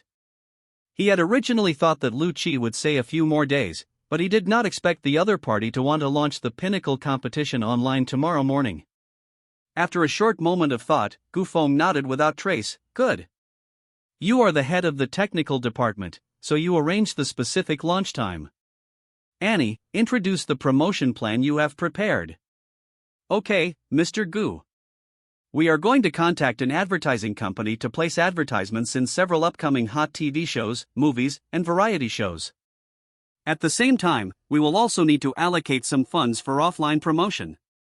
A promotional budget of 30 million is already quite extravagant for Yunding Technology at the moment. Therefore, the promotion plan not only includes product placement in variety shows, TV dramas, and movies, but also includes hiring a spokesperson. Mr. Gu, in the middle of the promotion, we are also planning to hold a college league in various colleges and universities in the Magic City. If the results are good, we can try to expand the league to the whole country. Annie went over the details and then put the implementation details of the promotion in front of Gu Feng. The plan is good, we can implement it as is. Without even looking at the documents in front of him, Gu Feng nodded his approval. Gu, I have 2 more things I need to report to you. The launch of the Pinnacle competition requires planning and publicity in addition to the technical department. Can we set up a planning department and a publicity department for better operations? That makes sense. We can set up these 2 departments. As for the managers, we can start by selecting 2 of the more capable employees. If there aren't any suitable candidates, you can take over for now. The company is booming, and it's inevitable that we'll need to expand. He'd already thought of this a long time ago. Even if Annie hadn't mentioned it today, he would have volunteered to expand the company. Gu Zong, there's one more thing. The company is currently lacking senior management. Do you think we could get the help of a headhunter? The whole company has more than 100 employees, but in reality, only she and Lu Qi can make decisions. Lu Qi is mainly in charge of the technical department, and she has to make decisions on everything else. She is just a secretary and really can't handle it all. Okay, you go find a headhunter, and I'll conduct the interviews. Annie is right. He is still going to school at Fuxing University, and he can't take care of everything at the company. It would be feasible to hire someone with more experience to manage the company, and he only needs to control the general direction. Okay, I'll contact the headhunting company later. Annie secretly breathed a sigh of relief when she got Gu Feng's consent. If Gu Feng didn't agree, a ton of work would fall on her shoulders after the launch of the Pinnacle competition. Even if she had 4 extra pairs of hands, she still wouldn't be able to handle it all. The Pinnacle competition is about to go live. If everything goes well, next Saturday, I'll treat everyone in the company to a big meal. President Gu, I promise you won't be disappointed, so you just prepare to treat everyone to a meal. By the way, President Gu, where should we go to eat? Lu Qi suddenly smiled, breaking from his previous seriousness. Chapter 70. I want to eat hot and sour noodles. Okay, you pick the location, I'll just pay for it. Really? President Gu, then you should be prepared to spend a lot of money. After chatting and laughing in the office and making sure that Gu Feng was fine, Lu Qi got up and took a few key members of the technical department back with him. They would take advantage of the time available this evening to make the final adjustments to the peak competition, and they would do whatever it took to ensure that it would go live normally tomorrow morning. Did you find the villa I asked you to help find last time? As he watched everyone leave, Gu Feng did not get up in a hurry, but instead turned to look around. Well, Mr. Gu, I found a pretty good house. I went to have a look, and it's not very big, and it's located in the villa area behind Fuxing University. Due to the architecture, there are only 2 single-family villas in the villa area behind, and the rest are townhouses and stacked houses. I'm recommending one of the single-family ones to you. Annie explained softly. In her opinion, the reason Gu Feng wanted to buy a villa must be because of its privacy and comfort. Townhouses and stacked houses are cheaper, but they are not as good as single-family houses in other aspects. A single-family home is indeed better than a townhouse or a townhouse. How big is it? How much is it? 460 square meters, 3 floors, I roughly asked. The total price is at least 60 million. Saying the number 60 million, Annie couldn't help but reveal a wry smile at the corner of her mouth. This price is simply outrageous. For 60 million, in first or second tier cities, it's a sure thing to achieve financial freedom, and it's hard to imagine anyone using it to buy a house. Well, the price of 60 million is not unacceptable. Gu Feng muttered to himself. In the City of Demons, the most expensive neighborhood in the city center, a large flat costs hundreds of millions of yuan. This location around Fuxing University is well equipped, a villa, or a single-family villa, and the price of 60 million yuan is reasonable. Mr. Gu, should I ask the agent to help you arrange a meeting with the homeowner, so you two can talk face to face? Let's do it, preferably tomorrow afternoon, after 4 o'clock. I have classes in the morning and afternoon, so I only have time after 4 o'clock. Guzon, I'll let the agency ask first and let you know when the time is confirmed. To meet with the homeowner, you naturally have to check the homeowner's schedule as well. She needs to contact the agency first to let them know if the time is okay. That's all for today. If you have any questions, please call me. Now that everything that needed to be done has been taken care of, it's time for him to return to Fuxing University. In the evening, he still needs to take Su Lily out to dinner. No problem, Guzon, I'll see you out. Gu Feng is about to leave, and Annie turns around to see him off. She waited until Gu Feng had taken the elevator downstairs before returning to the office. Instead of going to her office, she went straight to the technical department. Lucci, tell everyone, work hard tonight, and make sure that the peak competition goes online normally tomorrow morning. We can't let President Gu down. Secretarian, don't worry, our technical department is prepared to work all night, and we won't leave the office tonight. Good, I'll pay for your dinner, and I'll count it as overtime. After chatting with Lucci, he gathered everyone else in the conference room for a meeting to quickly form a team of staff from the planning department and the publicity department. Human resources, in addition to your basic recruitment tasks, you should also contact headhunters. Tell them that we are looking for an outstanding vice president with experience in gaming or technology, and the salary is negotiable. Okay, Secretarian. Oh, and one more thing, if they are outstanding, a high salary is not a problem. Understood. Yunding Technology was running at full speed, and at this time, Gu Feng was already on his way back to Fuxing University. Sitting in the back of the taxi, he gazed deeply out the window. Tomorrow, the Pinnacle competition would officially go live. Despite having experienced it once before, for some reason, he still felt a little nervous inside. Would this Pinnacle competition also become as popular across the country in a short period of time as it had 5 years ago? Young man, Fuxing University is here. His mind was still in a daze when he suddenly heard the taxi driver's voice in his ear. It turned out that they had already arrived at the gate of Fuxing University. Oh, we're here. Thanks, driver. After paying the fare, he quickly walked into the school gates. It was 6:30 p.m. He didn't have time to go back to the school, so he walked straight to the girls' dormitory. When he got downstairs, he took out his phone and dialed Su Luli's number. Ding ding ding. No one answered the first time he called. No answer? Didn't you hear it? The phone indicated that there was no answer, but Gu Feng continued to press the redial button, his eyes blank. After 10 seconds of continuous beeps, the phone was finally answered. Hello? A drowsy voice sounded, and Gu Feng couldn't help but reveal a wry smile. Luli, still not awake? Ha! Lying on the bed, her long, slender, and round legs were riding the quilt, and Gu Feng's voice came from the phone. She mumbled lightly in her drowsiness, and then instantly woke up. Gu Feng. What time is it? She sat up anxiously, and before she could check the time, Gu Feng's voice came over the phone again. Don't look, it's almost 7 o'clock. Are you hungry? Get ready, I'll take you out to eat. 7 o'clock. Oh, just give me a second, I'll be right down. Hanging up the phone in a hurry, Su Lili quickly got dressed. The whole dormitory was pitch black, and the 3 girls, Wang Mani and the others, were also lying in bed asleep. After changing into some clothes, she hurried downstairs without having time to tidy up on the balcony. A few minutes later, she arrived at Gu Feng's side, blushing and out of breath. Seeing Su Lili with messy hair and a flushed face, Gu Feng couldn't help but lift a hand to fix her disheveled hair on her forehead.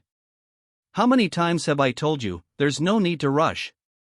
You ran all the way from upstairs, what if you fell and got hurt? His tone was not one of rebuke, but full of concern. I know, I'll be more careful next time. I'm hungry. Can you take me out to eat first? 1 second, there's a sweet smile on the corner of her mouth, the next, her teeth are gently nibbling her red lips, and she's rubbing her belly in a pout. Okay. I'll take you out to eat. What do you want to eat? Anything.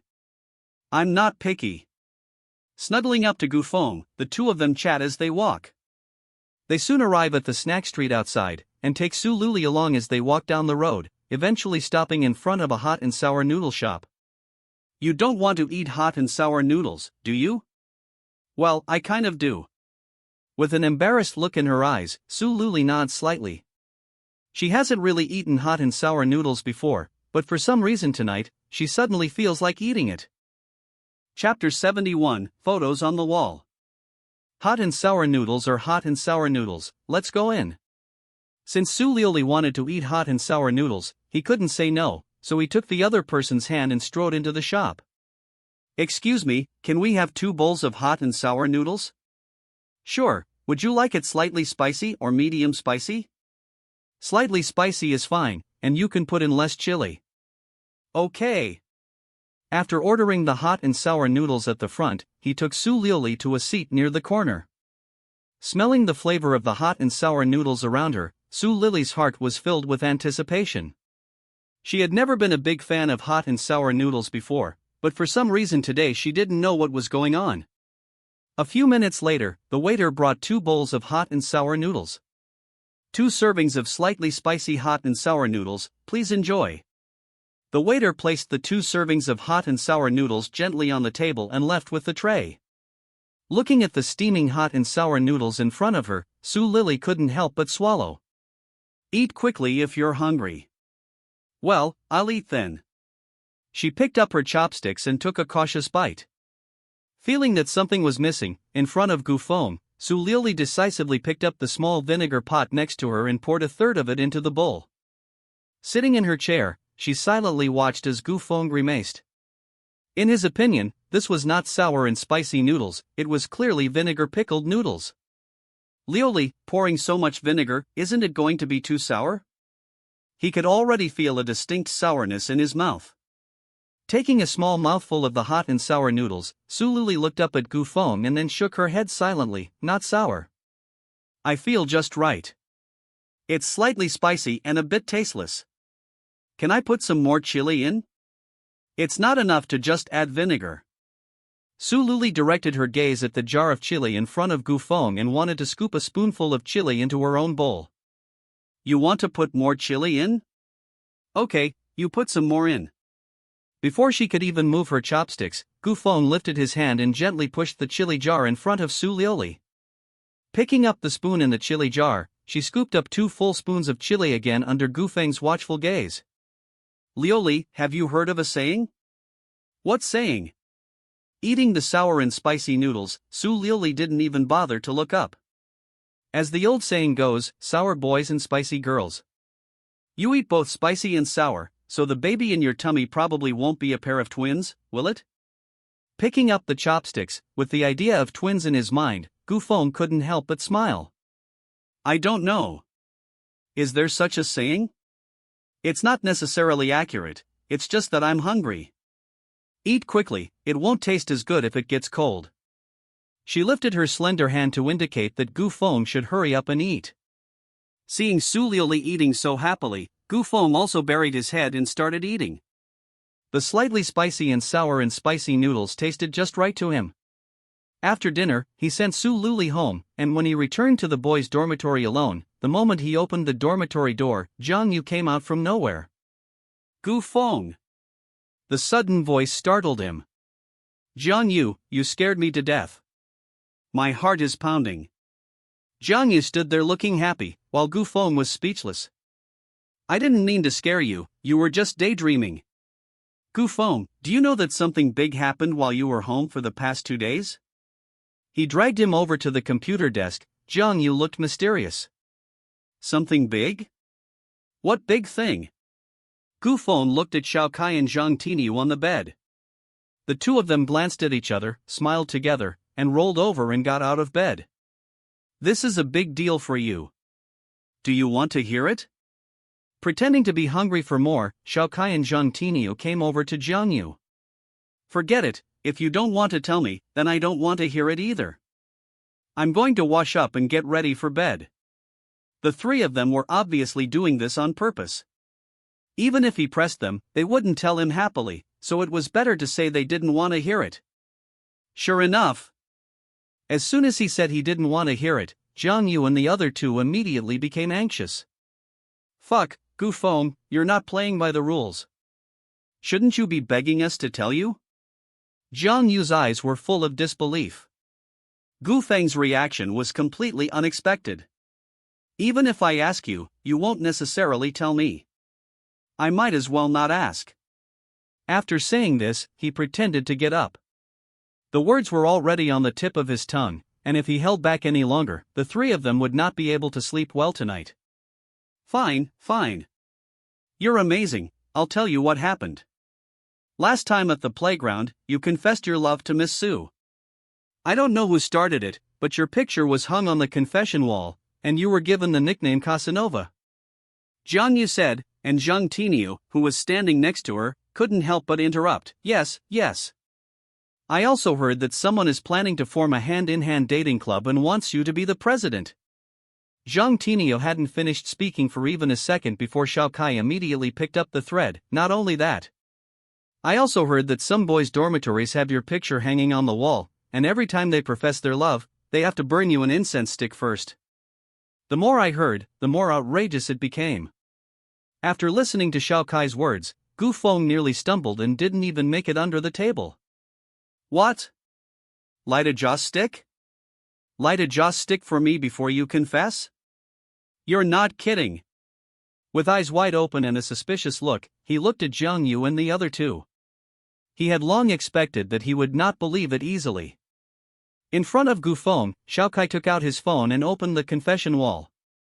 If you don't believe it, just look for yourself. He handed the phone to Gu Feng, and the background on the confession wall really was a picture of him. This photo was taken when he registered for school, and now it had become the background image on the confession wall. Look at the content below. The top post on the confession wall read, in big letters, Casanova's column. The first post that popped up after clicking, Dear Casanova, please bless me with success tomorrow night. On behalf of all the members of Dormitory 346, I pay my highest respects to Casanova.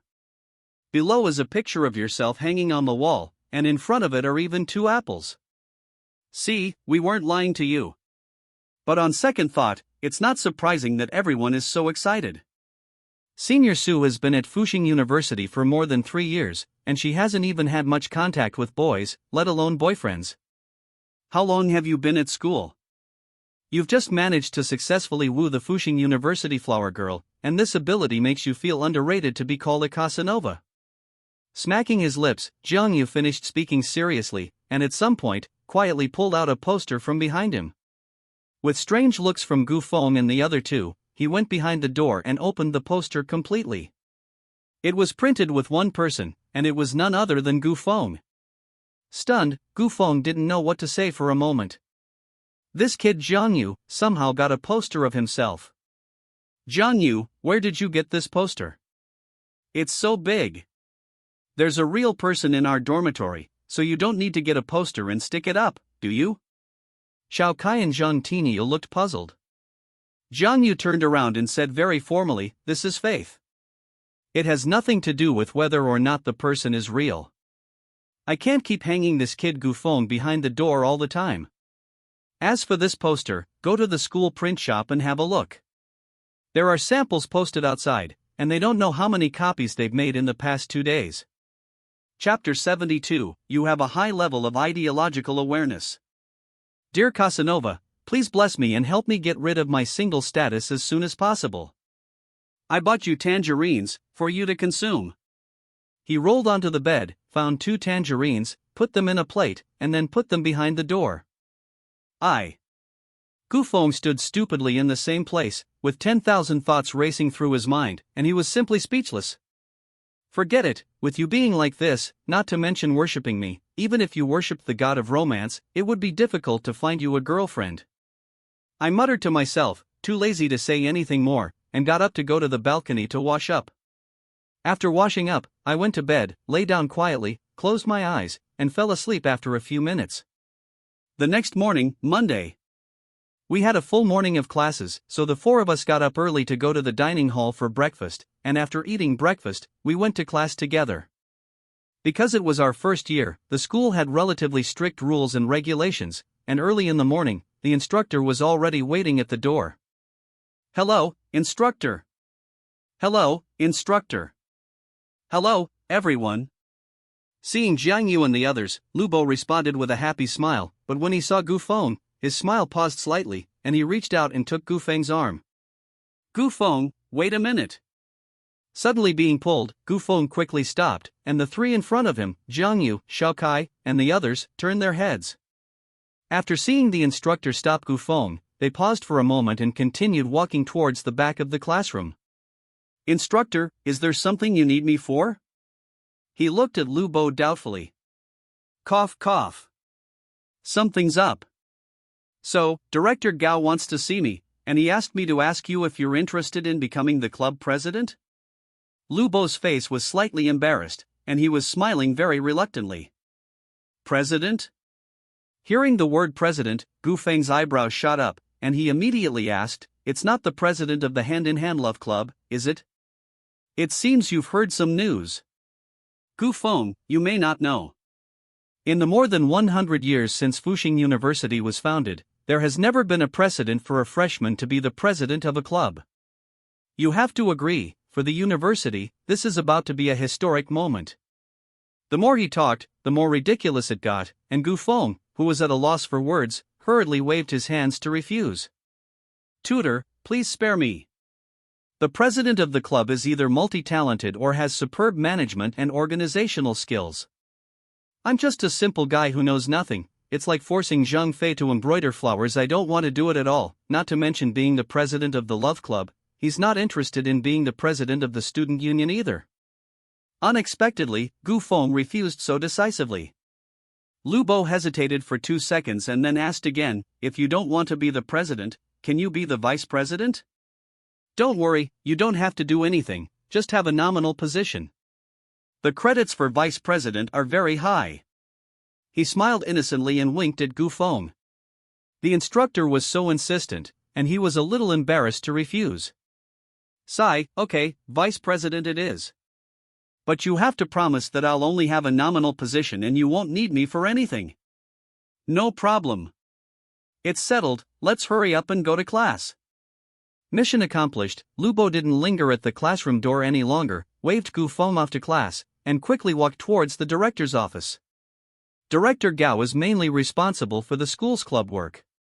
The school has a strong desire to form clubs, which is why he wanted Lubo to ask. Now that Gu Feng has agreed to be vice president, if nothing goes wrong, this club will be formed 99% of the time. Entering the classroom, he walked straight to the corner of the last row.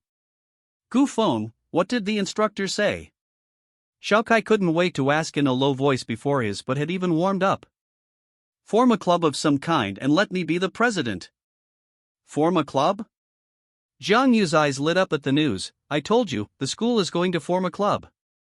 "Gu Feng, I've already decided, I'm ready to join the Hand-in-Hand Love Club." "Me too. Me too." Zhang Tiniu and Xiao Kai raised their hands one after the other. "Gu Feng, actually we want to join too." "Yes, we all want to join." The three of them spoke so loudly that the entire class of dozens of people could hear them clearly.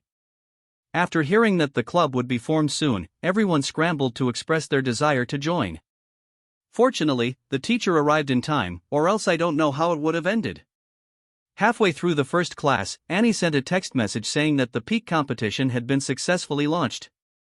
After the first class was over, Gu Feng walked out of the classroom with his phone, intending to call Annie to ask about the company's situation. Before he could dial the phone, the instructor suddenly appeared from nowhere. "Sir, is there something else?" Gu Feng asked curiously, holding his phone with one finger on the dial button. "Gu Feng, I went to see Director Gao and found out that the name of the Hand-in-Hand Love Club is not very good. Director Gao suggested changing it to the Psychology Club. Do you have any objections?" "No problem." He immediately nodded, and he didn't mind if it was the Psychology Club or the Irrational Club.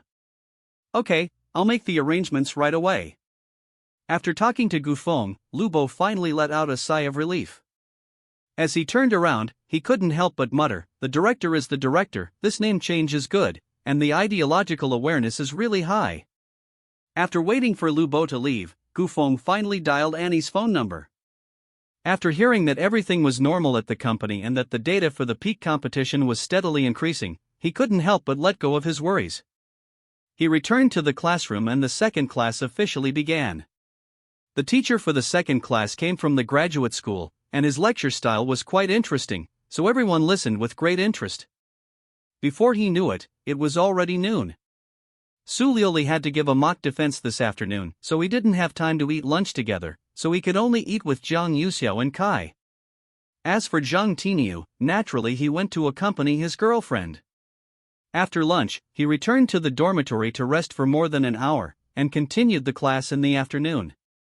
After finishing his class, it was 3 o'clock. Su Liuli had not sent him a message yet, which meant that he should still be waiting in line to give his mock reply. They had agreed to meet the owner of the villa at 4 o'clock this afternoon, and then go look at the villa together. There was still less than an hour until 4 o'clock, so there was plenty of time. Ding dong. 20 minutes later, Annie called to inform him that the real estate agent and the owner were waiting outside the villa, and sent the location of the villa to Gu Feng's phone at the same time.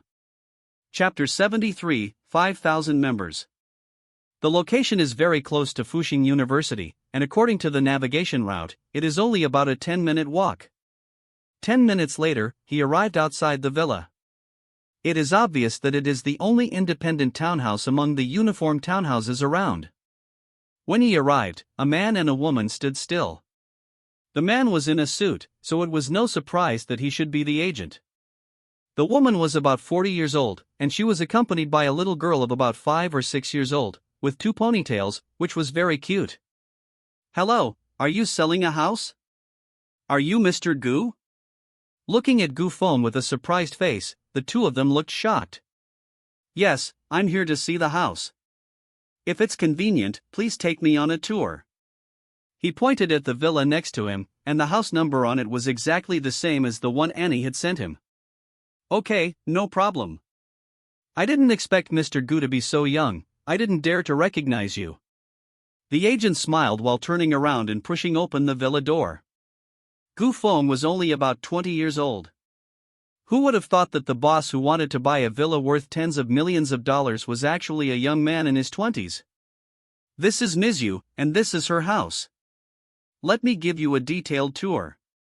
Ms. Yu, would you like to come along, or would you like to go to the living room and rest for a while? I'll take the girl to the living room, you just watch. She might not be in a good mood, so she left a comment and the woman walked straight to the living room of the villa with the little girl by her side. After the two had left, the agent formally began to show Gu Feng around the villa. After looking around outside, he saw that the small courtyard in front was not small, and there were 2 independent parking spaces. Entering the villa at the back, he saw crystal chandeliers, leather sofas, wooden furniture, and luxurious decorations. Mr. Gu, there are 3 floors in total, with 3 bedrooms on the first and second floors, and a bedroom, an audiovisual room, and a chess and card room on the 3rd floor. If you're interested, you can sing and play games at home on weekdays. The agent introduced it carefully, and Gu Feng looked around. To be honest, he was quite satisfied. It was obvious that the owner had carefully designed the decoration. If you like it, let's talk about the price next. Okay. There are no problems with the house, so we just need to discuss the price in detail next. The two went downstairs to the living room and saw Gu Feng and the agent come down. Yui Lan took her daughter's hand and got up. What's this sister's name? Auntie? Upon hearing this, Yui Lan is taken aback, and then smiles and shakes her head. At my age, it is more appropriate for Mr. Gu to call me Auntie. She is immediately 40 years old, and Gu Feng is in his 20s, a full 20 years difference between them. My name is Yui Lan, and this is my daughter, Tong Tong. Is Mr. Gu satisfied with the house? After a brief introduction, Yui Lan gets straight to the point and asks about the house. It's not bad. May I ask one more question? With such a good renovation, it is obvious that you must have put a lot of thought into the design. Why are you selling? The company is not doing well and needs some capital. In response to Gu Feng's question, Yui Lan gave a straightforward answer. How much are you prepared to sell the house for? 69 million. 69 million? With such a large sum, it is impossible not to bargain, but before he could even speak, the agent next to him had already taken over the conversation. Ms. You may not be aware, but recently house prices have been gradually falling. Your house is in a good location and is a single-family home, but the price of 69 million is still a bit high. After the agent finished speaking, Elon hesitated for a moment. 66 million, this is my final offer. When this house was bought, it was close to 7 million, and these renovations cost a total of more than 3 million. Mr. Gu should have looked into the surrounding house prices. The price of 66 million is definitely the lowest. If I didn't need the money urgently, I wouldn't have offered that price. Yuilan spoke with a serious expression on her face, and the agent next to her looked at Gu Feng, obviously seeking the buyer's opinion. To be honest, the price of 66 million yuan was indeed very low. He also didn't expect Yuilan to be so decisive and directly slash 3 million yuan, leaving him at a loss for a moment as to how he should bargain back. 65 million yuan, if possible, let's sign the contract now. After this remark, Yuilan's brows knitted together, and she was silent for more than 10 seconds. After agonizing for a long time, she finally nodded, let's sign the contract. There was no other way. The house had been on the market for several months, and there had been people looking at it, but not many were really interested in buying it. If she didn't seize the opportunity now that Gu Feng was offering 65 million, she didn't know when she would find a suitable buyer next time. Good. In that case, please come to the company with me, and we will formally sign the sales contract. The agent was extremely excited at the prospect of selling a villa worth 65.5 million yuan so easily. A 1% commission on a 65 million yuan property would be 650,000 yuan, which would mean a commission of nearly 300,000 yuan for this single transaction. Following the agent, they left and signed the sales contract at the agency, and the purchase price was transferred to a supervised account. After all this, it was already 6 p.m.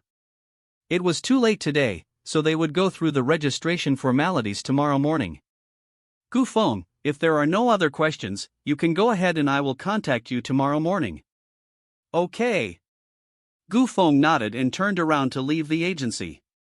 He returned to school and just in time received a call from Su Lily. They had dinner together that night and the next morning completed the transfer of the house and received the keys to the villa. His course schedule was relatively tight and Su Lily was preparing for her formal thesis defense, so they never had the chance to tell each other about the house. Before they knew it, it was Friday. Just after the last class, before Gu Feng could leave the classroom, the instructor suddenly came in. Gu Feng, come to my office. He waved his hand vigorously at Gu Feng, and Lu Bo had an intriguing smile on his face. Hey! Gu Feng, the instructor called you again. It must be about the club, believe it or not. Zhang Yu stood next to Gu Feng and speculated happily, watching the instructor waving his hand vigorously. On this Tuesday, the psychology club was officially established. He and Xiao Kai and Zhang Tiniu went to register. They didn't know until they registered that there was a long line outside the classroom. In the end, there was no choice but to change the registration location to the playground. Even then, there were still a lot of people. Compared to other clubs that were promoting new members, the psychology club didn't need to promote itself at all. Everyone wanted to get in. Believe it. You guys go eat first, I'll go take a look. He handed the textbook to Zhang Yu and strode out of the classroom. When he arrived at the office of the advisor was happily sitting in a chair, drinking tea. Gu Feng, come, sit here. He pointed to the chair in front of him, indicating that Gu Feng should hurry and sit down. Today is the 4th day since the psychology club was established. Do you know how many people are in the club? How many? 500. He held up 5 fingers in front of his face. Gu Feng was momentarily stunned and said, 500 people? Even the student union can't have 500 members. No, 5,000. Including the students from the graduate school, the psychology club has more than 5,000 members. What? 5,000? I can't believe my ears. How many students are there at Fuxing University? There are 5,000 people in the psychology club. Gu Feng was shocked, and Lu Bo, the instructor, was no exception. There are 10 minutes left. Get ready and go with me to the administrative building for a meeting. Go to the administrative building for a meeting? What meeting? Gu Feng was puzzled, not knowing what the advisor was up to. Principal Lin is calling a meeting and wants you there. I can't help it. It's almost time, let's go. Picking up the thermos in front of him, the advisor got up and walked towards the office door. When he saw that Gu Feng wasn't following, he returned and took his arm. Don't worry, she just wants to give some management advice on the club, so just sit in on the meeting. Chapter 74 I'm Like Thunder. Lu Bo left in a hurry, not giving him the chance to ask anything. He quickly arrived at the administrative building. The meeting room was on the first floor, on the far left. By the time Lu Bo and Gu Feng arrived, the meeting room was already full of leaders of the school, big and small. So many people. His pupils dilated. In his previous life, he had never seen so many people in his entire 4 years at Fuxing University. Teacher Lu, classmate Gu Feng, come sit over here. Director Gao, with his big belly, hurriedly arranged seats for Lu Bo and Gu Feng as soon as he saw them enter the door. Tutor, there are so many school leaders, I'm a bit nervous. Gu Feng sat down silently and glanced at Lu Bo next to him. Shoo. I'm nervous too, let me calm down first. A pair of hands rubbed back and forth on his knees, and beads of sweat appeared on Lu Bo's forehead. Gu Feng saw this and his expression froze. He was nervous himself, but he didn't expect the instructor to be more nervous than him. 2 minutes later, President Lin and his assistant entered the meeting room. Seeing this, everyone hurriedly perked up. Sorry to keep everyone waiting. After coming to the chair and sitting down, Lin Guofeng looked around, and finally set his gaze on Gu Feng. This must be student Gu Feng, I've heard a lot about you. A smile appeared on her face. The principal's words of admiration and respect completely disarmed Gu Feng. Embarrassed, he got up and tried to force a smile. Principal Lin, I have also heard of your name like thunder. Poof. With those words, the leaders on the spot were dumbfounded, and Lu Bo's eyes went white, and he almost passed out on the spot. Ha ha ha. I never thought that student Gu was so humorous. Sit down quickly. With a happy smile, she raised her hand to indicate that Gu Feng should hurry and sit down. Director Gao, why don't you give us a brief introduction to the various student clubs at our university? The meeting officially began. As observers, Gu Feng and Lu Bo listened very carefully. The meeting didn't last long, and after half an hour, the scheduled topics had been discussed. Gu Feng, the psychology club has more than 5,000 members. Our university has a total of less than 20,000 students, including those in the graduate school. You're putting a lot of pressure on me as the university president. Ha ha ha. A student club with 5,000 members and a total of only 20,000 students and teachers is a bit exaggerated. But then again, it's rare to see students so motivated. Director Gao, I heard that the position of president of the psychology club is still vacant, so you will be the president. Remember to organize more activities. Yes, principal. The principal has commanded, so how dare a mere director not follow orders? And so, after 5 minutes of casual chatter, the meeting finally ended. Phew! It's finally over. The meeting was over, and Lu Bo let out a heavy sigh of relief. Advisor, I still have things to do, so you should hurry off to lunch. I'll be going now. After walking out of the administration building and waving at Lu Bo, Gu Feng hurriedly trotted off. Su Lili was still waiting for him at the school gate, but there was no time to waste here. Ha! This kid, in such a hurry. Watching Gu Feng leave, Lu Bo muttered under his breath, and carrying his thermos, he walked straight towards the school cafeteria. At the school gate, Su Lili was wearing a white gauze dress, her eyes full of spring water, and she looked up at the distance from time to time. After about 3 or 2 minutes, a familiar figure hurriedly ran towards her. Seeing Gu Feng, Su Lili's mouth curled into a sweet smile, and she took a few steps forward, walking towards the other person. "You're late." Her eyes were full of spring water and her face was like snow, and she looked at Gufeng with a smile. "Sorry, Lioli, I just went to a meeting." "Meeting? What meeting?" Her big, dark, sparkling eyes revealed her boundless curiosity. It's hard to explain in a short while, let me take you somewhere first, come on." He took Su Lily's delicate wrist and walked towards the villa. Today was Friday, so finally they had some time to look at houses together. "How was the thesis defense? Did you pass?" "Well, I passed." Her pretty face revealed her happiness, and she herself didn't expect to pass the thesis defense at once. "That's good. I'll take you to a nice place." After Gufeng finished speaking, in no time at all they arrived outside the villa.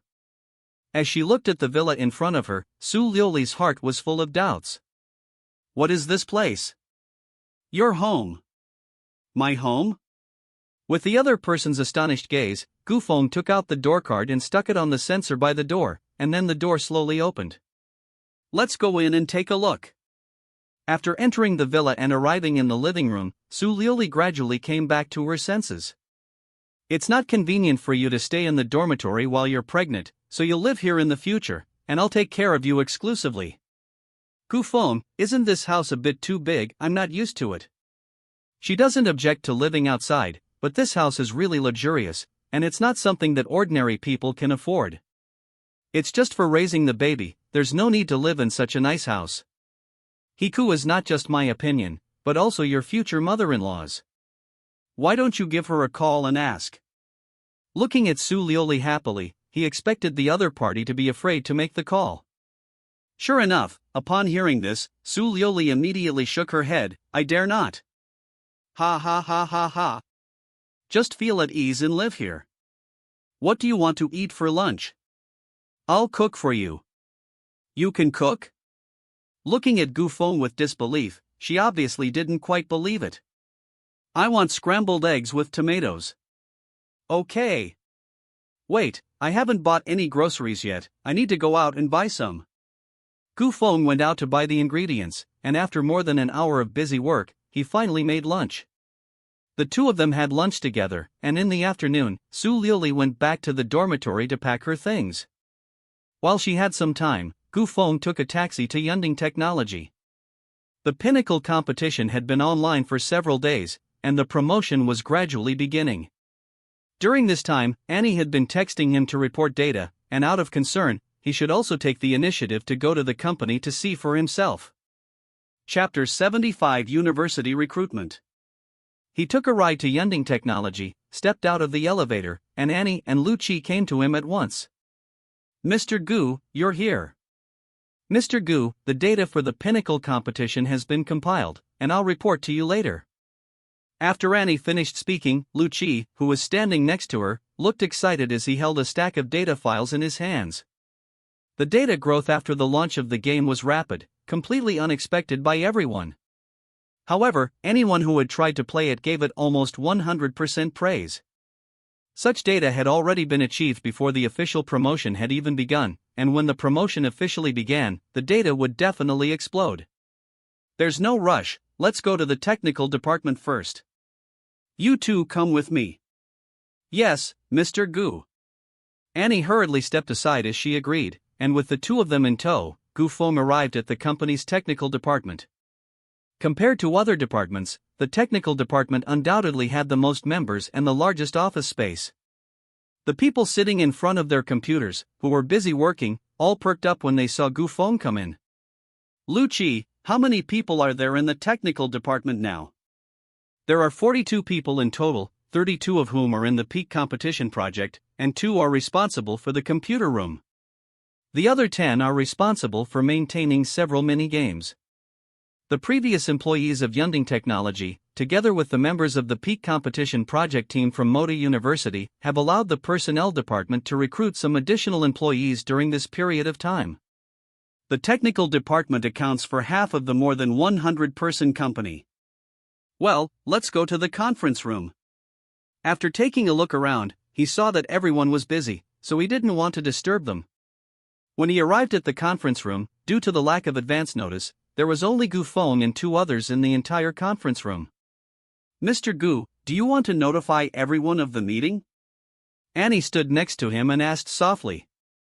No, it's not a big deal, we just need to have a simple chat. Lu Qi, didn't you have some data to report? Tell us now. Yes. This is the current download and access data of Peak Competition. After being launched a few days ago, the downloads of Peak Competition have already exceeded 100,000, and the average daily active data is around 20,000. I've had a chat with Secretary and now that the big promotion hasn't started yet, if it does, the data will definitely skyrocket in a short period of time. The file was handed to Gu Feng, who listened to Lu Qi's words and picked up the file in front of him. In just a few days, the number of downloads exceeded 100,000? He muttered to himself, slightly surprised. He never imagined that the current data of the Peak Competition would be even better than the data from 5 years ago. 5 years ago, the Peak Competition was launched a week before preparations for the promotion began, and the number of downloads in a week was barely less than 30,000. The average daily active number was only a few thousand. Unexpectedly, the data this time was so good. Gu was lost in thought as he looked at the data, and Annie couldn't help but explain after a moment of hesitation, Gu, I think the reason for the good data is related to Shanghai University. In order to publicize the teaching results, the School of Computer Science at Shanghai University publicized it 2 days after the launch of the competition. The impact was not only limited to students at Shanghai University, but also a number of schools in the surrounding area. Shanghai University? I see. Lu Qi, do you think Professor Wu is responsible for this wave of publicity by the School of Computer Science?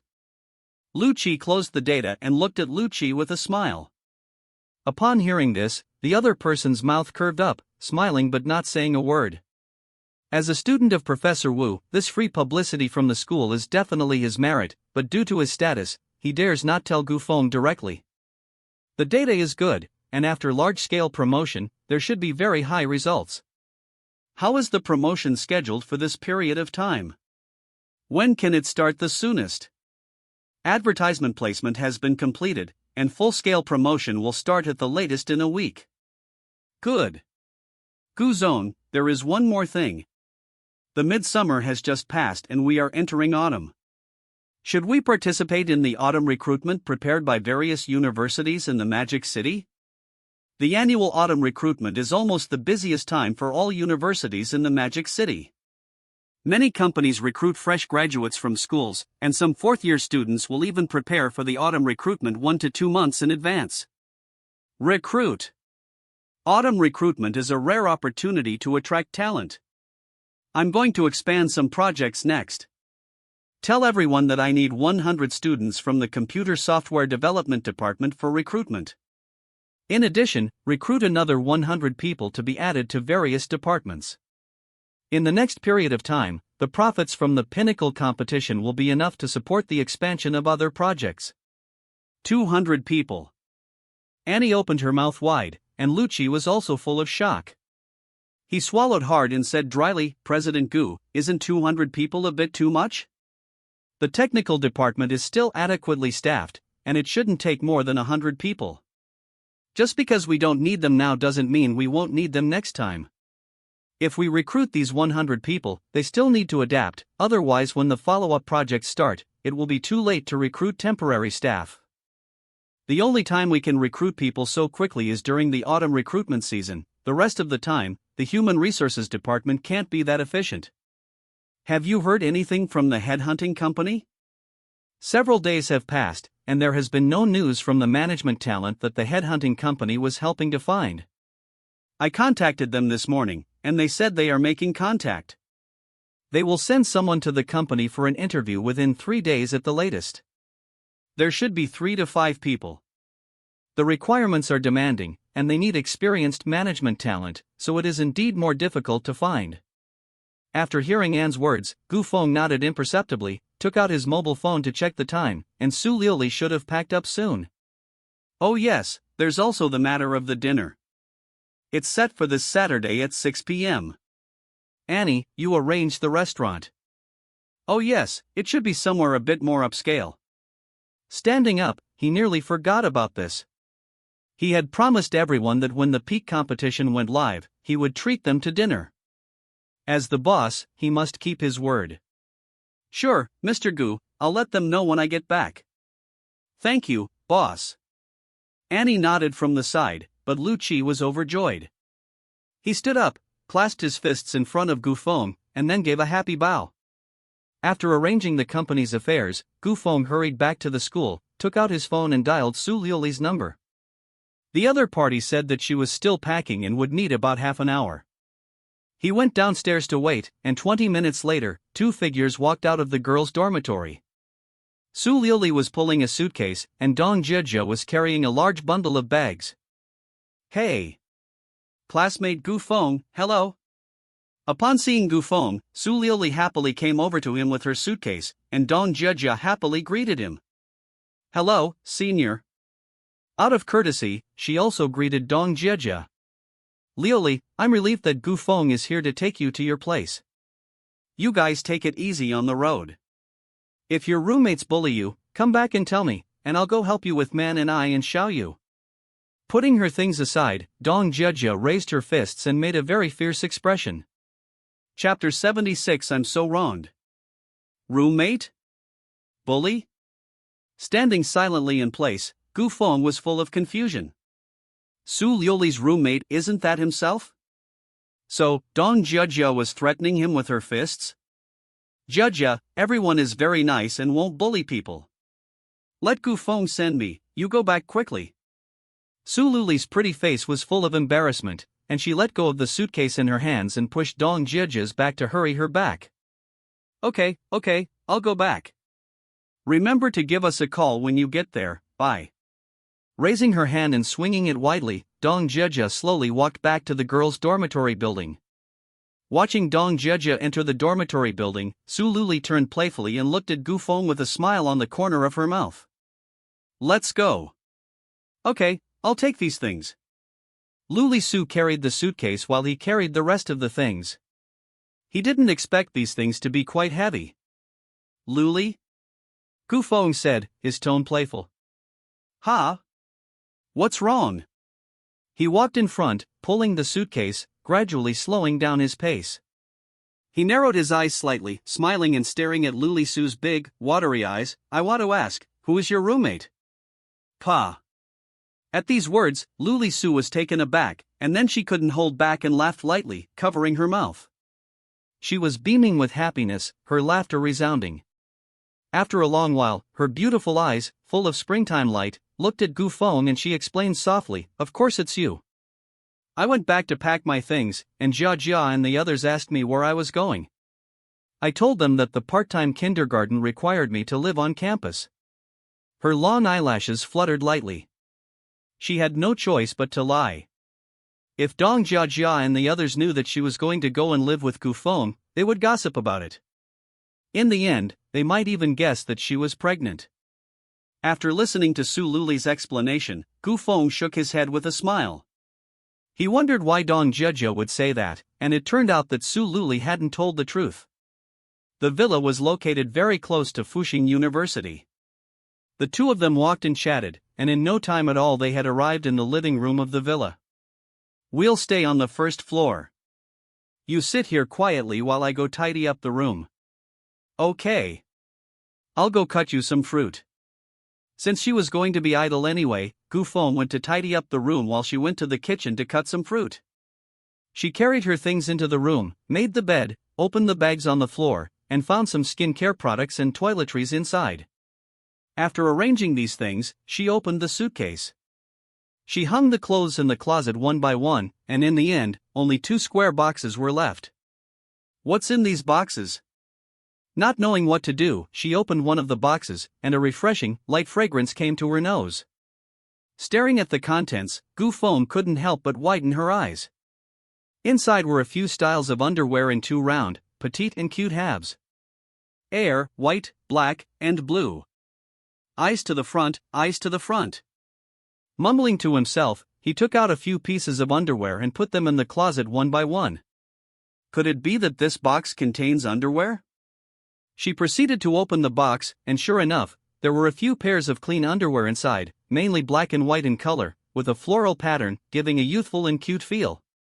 After a moment's pause, she took out the underwear and was just about to get up and put the clothes in the closet. Achoo! She turned her head to the side and suddenly sneezed. Holding the underwear in both hands, she subconsciously rubbed the back of her hand against her nose, which didn't feel very comfortable. Coincidentally, at this moment, there was a door-opening sound at the door, and Su Lily came in wearing slippers. When she saw Gu Feng standing in place, holding his black underwear in both hands and sniffing frantically, Su Lily's mind went blank. The air froze, time stood still, and the two of them stared at each other, standing in the same place for 2 or 3 seconds. "What are you doing?" Blush gradually crept up her cheeks, and Su Lily stood there dumbfounded, her mouth slightly open. "It's not Lioli, let me explain. I think put the clothes in the closet." "It's fine to put these clothes in a box, I'll do it." With a blush covering her face, she hurriedly took the underwear from Gu Feng and put it in a box, closing it. Holding the box in her arms, Su Lioli looked hesitantly at the closet, and finally, on tiptoe, placed the box on the top of the closet. "Gu Feng, those clothes have been washed, but they're still not clean. Next time, can you? You'll get a mouth ulcer." "A mouth ulcer? What mouth ulcer?" Gu Feng was dumbfounded. Su Lioli was blushing, and from what the other person said, it sounded like there was a misunderstanding. "I really wanted to put the clothes in the closet when I took them, I didn't mean anything else." In front of Su Lioli, Gu Feng tried hard to explain, but looking at the other person's clear and serious eyes, it was obvious that she didn't believe him at all. "I'm going to go make dinner for you. That box, don't move it." Before leaving, he didn't forget to give Gu Feng a piece of advice. The whole person petrified on the spot. Being misunderstood like this, he was almost killed unjustly. "Lioli, I really didn't mean it. I can't be called a gentleman, but I'm not a pervert either. I'm so dead wronged." Gu Feng was limp on the bed, his face full of remorse. If he had known, he would never have opened the box. The glorious image in Su Lioli's mind had disappeared in an instant. But then, he didn't blame her for misunderstanding him. In that situation, anyone would have thought he was a pervert. He stayed in the room for a moment, then got up and went to the living room, but didn't see Su Lioli. He continued on to the kitchen and sure enough, Su Lioli was wearing an apron and cooking on the stove. "Ahem. Lioli, what are we having for dinner?" Standing in the doorway of the kitchen, Gu Feng smiled awkwardly. "Tomato and egg noodles, just a moment, it'll be ready soon." "Great." He came to the dining room and sat down. In no time at all, Su Lioli came out of the kitchen with 2 bowls of noodles. "Lioli, I still want to explain to you that just now really wasn't what you saw. I was just trying to put my clothes away in the closet, but then I sneezed suddenly, so I rubbed my nose with the back of my hand. And that's when you pushed the door open. You have to believe me, I'm really not a pervert." Hands waving, tone sincere, expression serious. Facing Gu Feng's explanation, Su Lioli blinked her beautiful eyes and nodded with a smile. "Well, let's eat." These few simple words expressed almost only one meaning, and that was a complete disbelief. Chapter 77, A Bedtime Ghost Story. Su Lioli buried her head, eating a small mouthful of tomato and egg noodles, her stunning and delicate face flushed like fire. Although there was nothing special about her appearance, the image of Gu Feng holding her underwear close to his mouth kept popping up in her mind. Sitting at the table, his gaze shifted from Su Lioli to the tomato and egg noodles in front of her. At that moment, he suddenly realized that he didn't have much of an appetite. He was in deep trouble. He muttered to himself, if he tried to explain, it would only make Su Lioli believe that he was a pervert. The only thing he could do now was to eat quietly. A bowl of noodles took less than 10 minutes, and Su Lioli's bowl was completely eaten, while Gu Feng still had more than half left.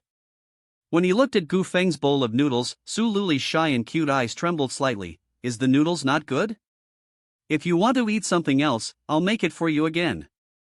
Gu Feng had not eaten much, and thought that the other person did not like the noodles he had made. While talking, he got up with the rice bowl in his hand, as if he was going to the kitchen to cook again. No, you don't need to cook again. The noodles are delicious, I'm just not very hungry. Gu Feng smiled awkwardly with chopsticks in his hand. In his current mood, he could not eat anymore. Then you eat some fruit, I just cut those, they're very fresh. He pointed his finger at the coffee table in the living room, where a full plate of fruit was displayed. Okay, you go sit in the living room, I'll clean up. Gu Feng nodded, decisively got up, took the porcelain bowl from Su Liuli's hands, and at the same time picked up his own rice bowl on the dining table. Without looking back, he walked towards the kitchen. After washing the two bowls clean, Su Liuli had already sat down in the living room, with her long, slender, white legs resting lightly on the sofa. She was holding the remote control and watching TV. When she saw Gu Feng come over, she picked up the toothpick next to her and stuck it into a piece of fruit. This apple is so sweet. Try it. She sat up straight and, at the moment when Gu Feng sat down, her delicate body leaned in close. She was so busy feeding Gu Feng fruit that she didn't notice that her whole body had fallen into his arms. A sweet fragrance came at her, and she looked at Su Liuli's delicate and absolutely beautiful face. Her long, dark eyelashes tightly covered her pair of watery, autumnal eyes, and her soft, round, slender shoulders rested on his arm. Her heart pounded wildly, and for a moment she forgot to open her mouth. Ha! Open your mouth and eat the apple. Gu Feng never opened his mouth, so Su Liuli unconsciously pouted her soft lips and her eyes were full of love. Oh!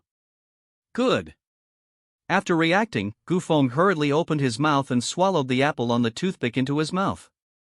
It's delicious, this apple is really sweet. Chewing on the apple in his mouth, he nodded and praised it as really sweet. After feeding Gu Feng an apple, Su Liuli picked up the toothpick, stuck a piece of apple on it and put it in her own mouth. Perhaps she felt that the fruit plate was too far away, because the next second, she lifted her hand and embraced the entire plate in her arms. While carefully watching TV, she ate the fruit in small bites, and from time to time, she would pick up a piece and hold it near Gu Feng's mouth. The entire 3 episodes of the TV series were broadcast, and it was now 9 p.m. You watch TV here, I'll go wash up. Su Liuli got up slowly, finished speaking in a low voice to Gu Feng, walked past the coffee table and headed towards the bedroom. Watching Su Liuli walk away, Gu Feng adjusted his sitting position and continued to look at the TV in the distance. Half an hour later. Just as Gu Feng was wondering why Su Liuli hadn't returned after such a long time, a graceful figure wearing white pajamas slowly walked over from not far away. Her slender and graceful figure, her slender and smooth calves, coupled with her delicate, silky, and tender ice-white skin, was simply breathtakingly beautiful. Liuli, you. I'm all packed. Do you want to go wash up? There's a bathtub in the bathroom over there, and it's very comfortable to bathe in. Her pure and beautiful eyes trembled with shyness. This was the first time she had worn pajamas in front of Gu Feng, and she wasn't quite used to it. Staring blankly at Su Liuli for 2 seconds, Gu Feng got his composure back and decisively got up. Okay, I'll go pack, you sit here and watch some TV for a while. Leaving behind a sentence, he took big strides and ran to the innermost bedroom. Gu Feng left in a panic. Su Liuli looked down at herself curiously. She was wearing slippers and her pajamas were wrapped around her quite securely. Although the neckline and cuffs were embellished with lace, they did not reveal anything. Why does he seem to be afraid of me? She bit her lips lightly and muttered to herself. She quickly went to the bedroom, brushed her teeth and washed her face briefly. When Gu Feng came out again, Su Liuli was leaning against the sofa, watching TV intently. Ahem. Su Liuli, it's getting late, why don't you go home and get some rest? It's almost 10 o'clock. Although tomorrow is Saturday and there's no school, you shouldn't stay up too late, it's bad for your health. After Gu Feng finished speaking, Su Liuli picked up her phone to check the time. Feeling that it was indeed very late, she reluctantly turned off the TV. They walked out of the living room one after the other, and when they reached the bedroom, Su Liuli subconsciously turned around as she gently pushed open the door. Do you want to share a room with me? A blush hung on her pale, delicate neck. There were so many bedrooms on the first floor, and they each had a bedroom that was absolutely enough. No, I'm worried that you will be scared sleeping alone. I will wait in the bedroom until you fall asleep before I leave." His head was spinning rapidly, and after this speech, he himself wanted to give himself a thumbs up. "I prefer beds, and I may not be able to fall asleep until late. Why don't you go back and rest first?" She refused, but deep down she really wanted Gufeng to stay with her. It wasn't that she was imagining things, she was really a little scared. Back at the dormitory, it was fine living with a lot of people, but in a house this big, with her in a room all by herself, it would be easy to lose sleep if she wasn't used to it. Tomorrow was Saturday, and there was no need to get up early, so there wasn't a big problem. "Let's go inside." With one hand, he opened the door, took Su Luli's wrist, and led her to the bed in the bedroom. Pulling over a chair, he sat down and then pointed at the large bed in front of him. "Go to sleep." "Okay." A dimple appeared on her face as Su Lili lifted the quilt and happily climbed into the covers. She held onto the quilt with both hands, leaving only her head exposed. "I'll sleep then." Her tone was soft, and her eyes blinked as she looked at Gufeng by the bed. "Go to sleep, I'll turn off the light for you." He raised his hand and turned off the bedside lamp, leaving only the faint light from the hallway outside the door. Lying on the bed, Su Lili closed her eyes. Against the faint light, her fair skin looked slightly rosy. After about 5 or 6 minutes, Su Lili, who had originally had her eyes closed, gradually opened them as her eyelashes trembled lightly. "Gufeng, I can't sleep." "Can't sleep?" "How about I tell you a story?" "Yes." Hearing that Gufeng was going to tell her a story, Su Lili was instantly interested. "Okay, I'll tell you the story about not looking in the mirror at night." In Su Luli's expectant eyes, Gufeng began to tell the ghost story in earnest. She was already unable to sleep, and being told this made Su Lili even more afraid.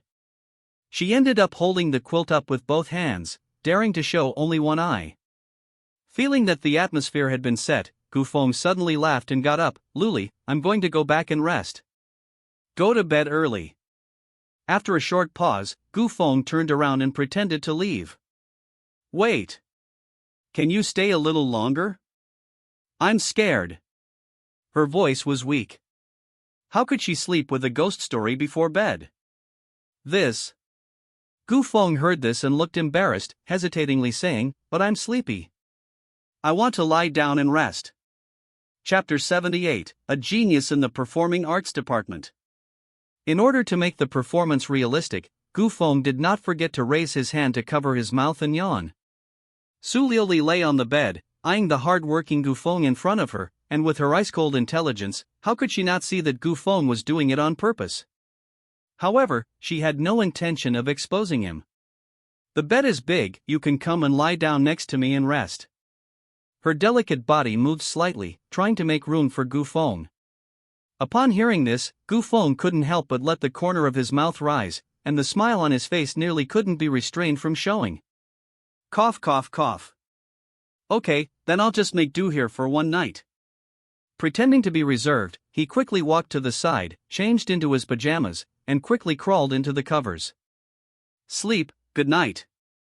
Saying a soft goodnight to Gufeng, Su Lili quietly closed her eyes.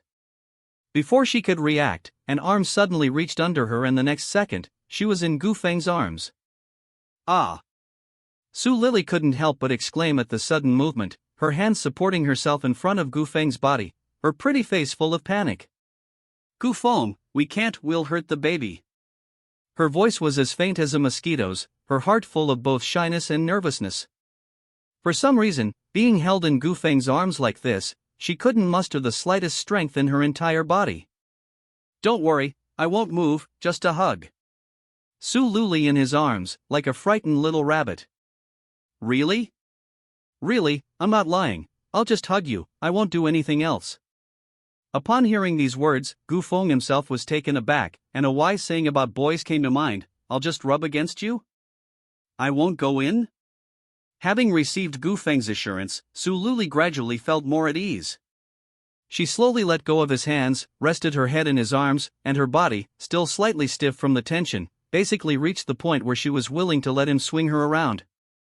With her delicate body in his arms, Gufeng was momentarily distracted. After 5 minutes, Su Lili couldn't help but gently shift her body, and her long, slender legs gradually curled up. What's wrong? Feeling the difference in Su Liuli's arms, Gu Feng opened his eyes and asked in confusion. Nothing. It's like something's tickling me. Her eyebrows twitched slightly, and Su Liuli subconsciously reached out. Gu Feng saw this and his face changed, hastily raising his hand to stop her. No. He grabbed Su Liuli's hand, which was about to explore, and his face was full of embarrassment. Huh? Su Liuli was very confused by Gu Feng's unusual behavior. It was probably because she really had no experience, and she hadn't reacted yet. Liuli, there's nothing there, go to sleep. He pulled back slightly, trying to keep some distance from Su Liuli, as this thing was not to be touched. Seeing Gu Feng's actions, Su Liuli's eyes paused slightly, and in a daze, she thought of something. You. Blushes climbed up her cheeks at a speed visible to the naked eye. Her curled legs didn't dare move, and her head was buried deep in Gu Feng's arms, and she simply didn't dare look up. This is simply too embarrassing. She had even just tried to grab it, and died directly in front of Gu Feng's face. Su Liuli shyly threw herself into his arms, and Gu Feng was finally able to let out a sigh of relief. One hand wrapped around Su Liuli's willowy waist, while the other rested on the quilt, and he slowly closed his eyes. The next morning, the two slept until nearly 8 a.m. before getting up. After getting up, Su Liuli got ready to change, and Gu Feng originally wanted to sit here and watch, but was mercilessly pushed out of the room by the other person. Helpless, he had to go to the kitchen to prepare breakfast. A simple hard-boiled egg with milk. After Su Liuli got dressed and came out, his breakfast was ready. He was wearing a black, swan-patterned undershirt and jeans, and his figure was almost perfectly outlined. Now that the weather was getting cooler, it was obviously inappropriate to continue wearing a skirt. When she arrived at the table, she looked at the boiled egg and milk and pulled out a chair to sit down. Have an egg. He picked up the egg and handed it to her. She took it and was about to peel it when her arms suddenly stopped moving and her brows furrowed slightly. What's wrong? Gu Feng saw this and hurriedly asked what was wrong. Facing Gu Feng's inquiry, Su Liuli stammered for a long time, blushing and not saying anything. Are you not feeling well? Insisting on continuing to ask, seeing Gu Feng's eagerness to care, she finally whispered, I feel a bit uncomfortable. It's a bit swollen. With one hand covering her chest, Su Liuli lowered her head with a flushed face. She didn't know what was going on either. After returning from the imperial capital, she had been vaguely feeling a bit swollen, and now the feeling was becoming more and more obvious. It's swollen? Huh, let's eat breakfast first. After breakfast, I'll take you to the hospital. Understanding the importance of the situation, this is no time to joke around. After taking care of Su Liuli and eating breakfast, the two of them walked out of the villa and took a taxi to the hospital. When they arrived at the hospital lobby, Gu Feng took the registration desk with ease. He took the medical card and returned to Su Liuli's side, looking concerned, and said, How do you feel now? It seems like it's okay again. After feeling it carefully, the swelling from earlier in the morning had disappeared, and now she didn't feel a thing. Wait, let's go ask the doctor. Not knowing what the situation is, it's better to be safe and ask the doctor. It wasn't long before their turn came. They took their medical cards and entered the consultation room. After learning about Su Liuli's situation, the first thing the female doctor asked was if she was pregnant. Well, you're almost 2 months pregnant. That's right. Excessive hormone secretion during pregnancy can easily cause secondary development. However, it usually only occurs after the 3rd month or during breastfeeding. Doctor, is this normal? Do I need to have other tests? No need. Go home and get plenty of rest. Change to a larger bra size, don't overconstrain yourself. There's nothing major about it. Since it's the pregnancy stage, the doctor doesn't recommend taking medicine or doing excessive tests. After a few simple instructions, Gu Feng and Su Liuli left the consultation room together. Where are we going now? Standing next to Gu Feng, Su Liuli asked softly with her head raised. Let's go buy some clothes first. The doctor already said that the current clothes don't fit, so while we have some time in the morning, let's go buy some looser clothes. Chapter 79, You Really Are a Pervert. Gu Feng took Su Liuli outside the hospital, and there was a shopping mall nearby. They walked side by side to the nearest shopping mall, where the layout was slightly different from other shopping malls, with lingerie stores all on the third floor. They took the elevator to the third floor, and in front of the lingerie store, the two stopped walking, one in front of the other. Do you want to wait here? I'll go in and buy it myself. Su Liuli's voice was very small as she placed her hands in front of her. I'll go with you. At a glance, there were not only women's underwear, but also men's underwear, and there were many couples shopping together. Oh. Gu Feng wanted to go in with her, and Su Liuli didn't say much. Stepping into the underwear area, unlike other places, there were no salespeople here. To choose the right underwear, you just need to take the sample and tell the staff next to you the size, and they will find a new set for you. Gu Feng followed, and Su Liuli went ahead and started selecting. They went back and forth several times, but they didn't pick anything. None of them are good? No. I don't have any special requirements, as long as I can wear it. Why don't you take this one? He casually pointed to a black bra with a fairly conservative style. Okay, then this one. Pick two more different ones. How about this one? Su Liuli was embarrassed to pick, so he had to help. However, the clothes he selected were far from being as conservative as those chosen by Su Liuli. After two or three, the most conservative one had lace edging. Liuli, what do you think of this dress? As he passed by a set of underwear, Gu Feng suddenly stopped in his tracks and pointed seriously to the side. Upon hearing this, Su Liuli looked in the direction Gu Feng was pointing, and as soon as she did, her face turned scarlet, and she stamped her foot in shame and anger. You really are a pervert. Her lips uttered a few words as she came to Gu Feng's side, grabbed his wrist and quickly walked away. She would never dare to wear that just-picked piece of clothing in her life. It only covered a little bit and was too revealing. Is he really a pervert? Su Liuli, I was just trying to tease you, don't think too much about it. I just had a brain fart and wanted to tease her, but I didn't expect her to say, you really are a pervert. He took the selected clothes to the staff member, who went to the warehouse to pick out the clothes according to the sizes provided by Su Liuli. In no time at all, several sets of brand new, unopened clothes were handed to the two of them. Hello, the underwear is selected and cannot be returned or exchanged.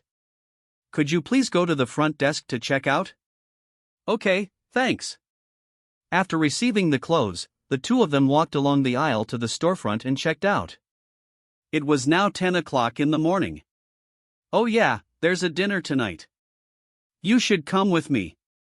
It suddenly occurred to him that as the boss, he should host a dinner tonight, and it would be good for Su Liuli to go along. Is it convenient for you to take me there? If not, I can go out to dinner with Jia and the others. It's fine, it's very convenient. It's still early, I'll take you for a stroll in the mall. How about going to the movies in the afternoon? I don't have much to do today, so it's a good idea to go to the movies in the afternoon. Great, let's go for a stroll first, and then go to the movies after lunch. Hearing that they were going to the movies, Su Liuli was overjoyed. She took Gu Feng's arm and started to wander around the mall. She thought that the other person was pregnant and that her physical functions would decline, but to her surprise, for the next 2 hours, Su Liuli gave him a serious lesson. They wandered from 10 o'clock to 12:30. Her legs were weak from walking, but Su Liuli was still full of energy. From the looks of things, he had no doubt that they could wander for another 2 hours. Suli, do you want to go eat first? I'm hungry. He only had an egg for breakfast, and his stomach is already grumbling. Okay, let's go eat. What do you want to eat? I'll treat today. Suli looked at Gu Feng with a proud little look, in the tone of a little rich girl. You're treating? I'll have to think about it. Let's go upstairs and take a look first. The restaurants in the mall are on the 5th and 6th floors. Taking the escalator to the 5th floor, there are mostly hot pot and barbecue restaurants, as well as some grilled fish and Western restaurants. Do you want to eat Western food? There are many things that Su Liuli can't eat. After walking along the corridor for a few dozen meters, only the Western restaurant is relatively suitable. Good, I haven't had Western food before. Taking Gufang's wrist, they found a relatively ordinary-looking Western restaurant and went in. Although it was Saturday, there weren't many people in the Western restaurant because it was noon. When the two entered, the waiter, wearing a black vest, came over enthusiastically to serve them. After understanding the needs of the two, he found a window seat for them.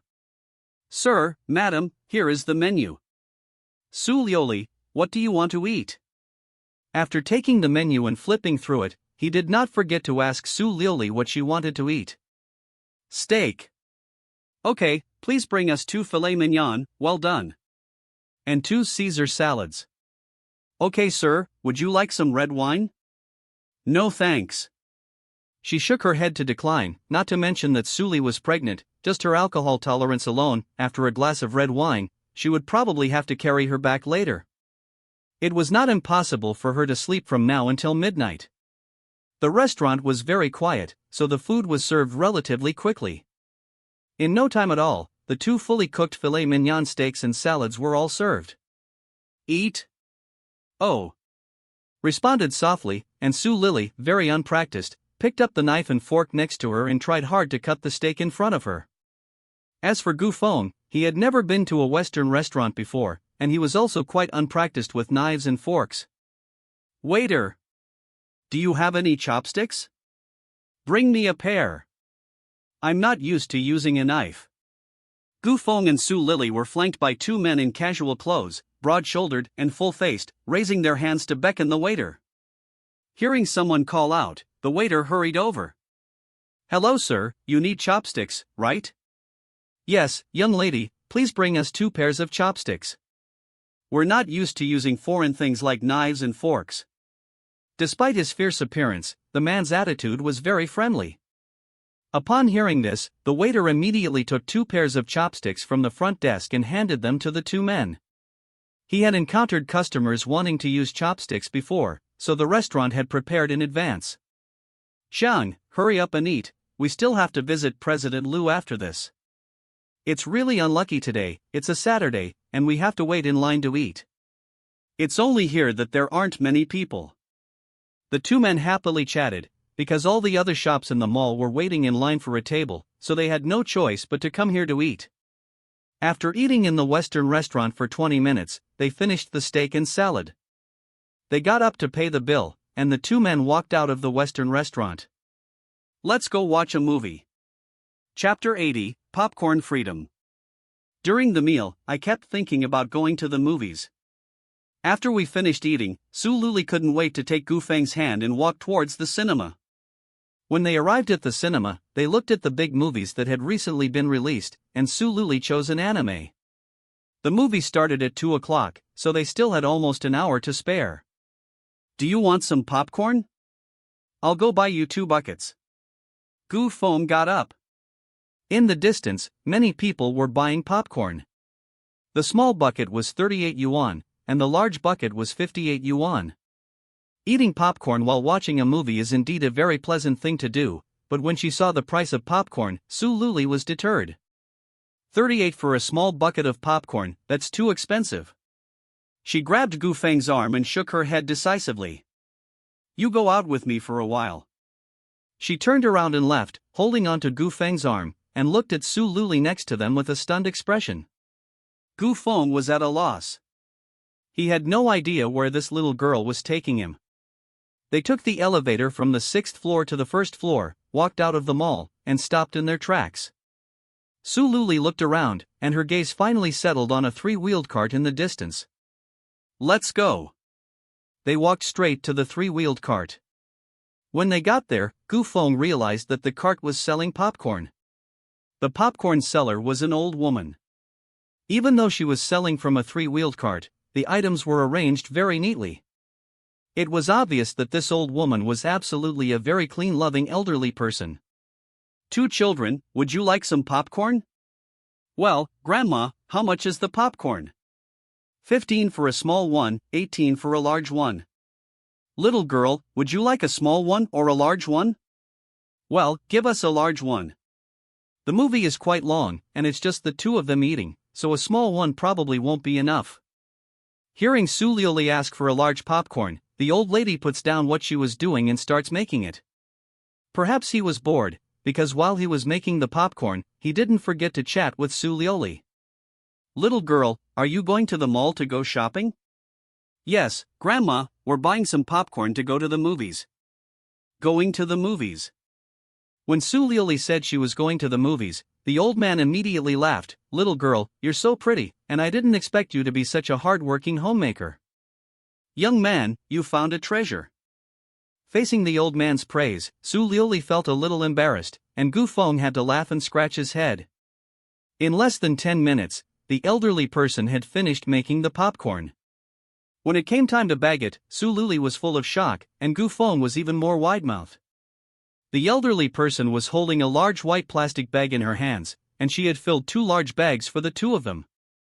To be honest, there was no exaggeration in saying that the popcorn would fill 4 or 5 large buckets outside the cinema. Grandma, this is too much. Gulping, Gu Feng laughed awkwardly. It's a large portion, so naturally it's going to be more. If it's not enough, how can it be enough to eat? Here, 2 little friends, take your popcorn and go watch the movie.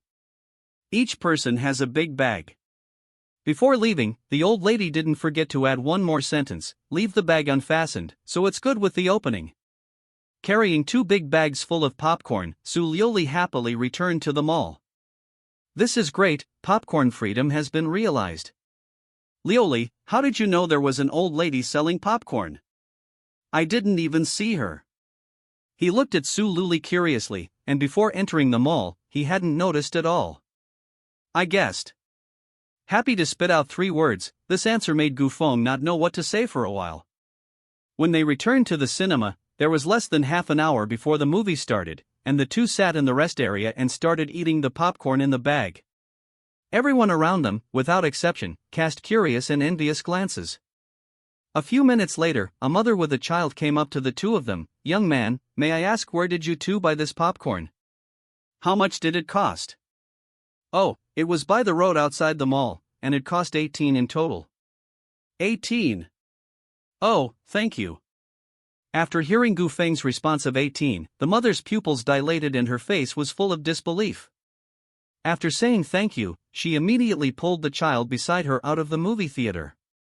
There was no need to think, they must have gone out to buy popcorn. After the mother left, the people who were originally relaxing in the rest area got up one after the other and left. In less than half an hour, a large group of people came in with big bags of popcorn, and basically everyone in the rest area had a big bag of popcorn.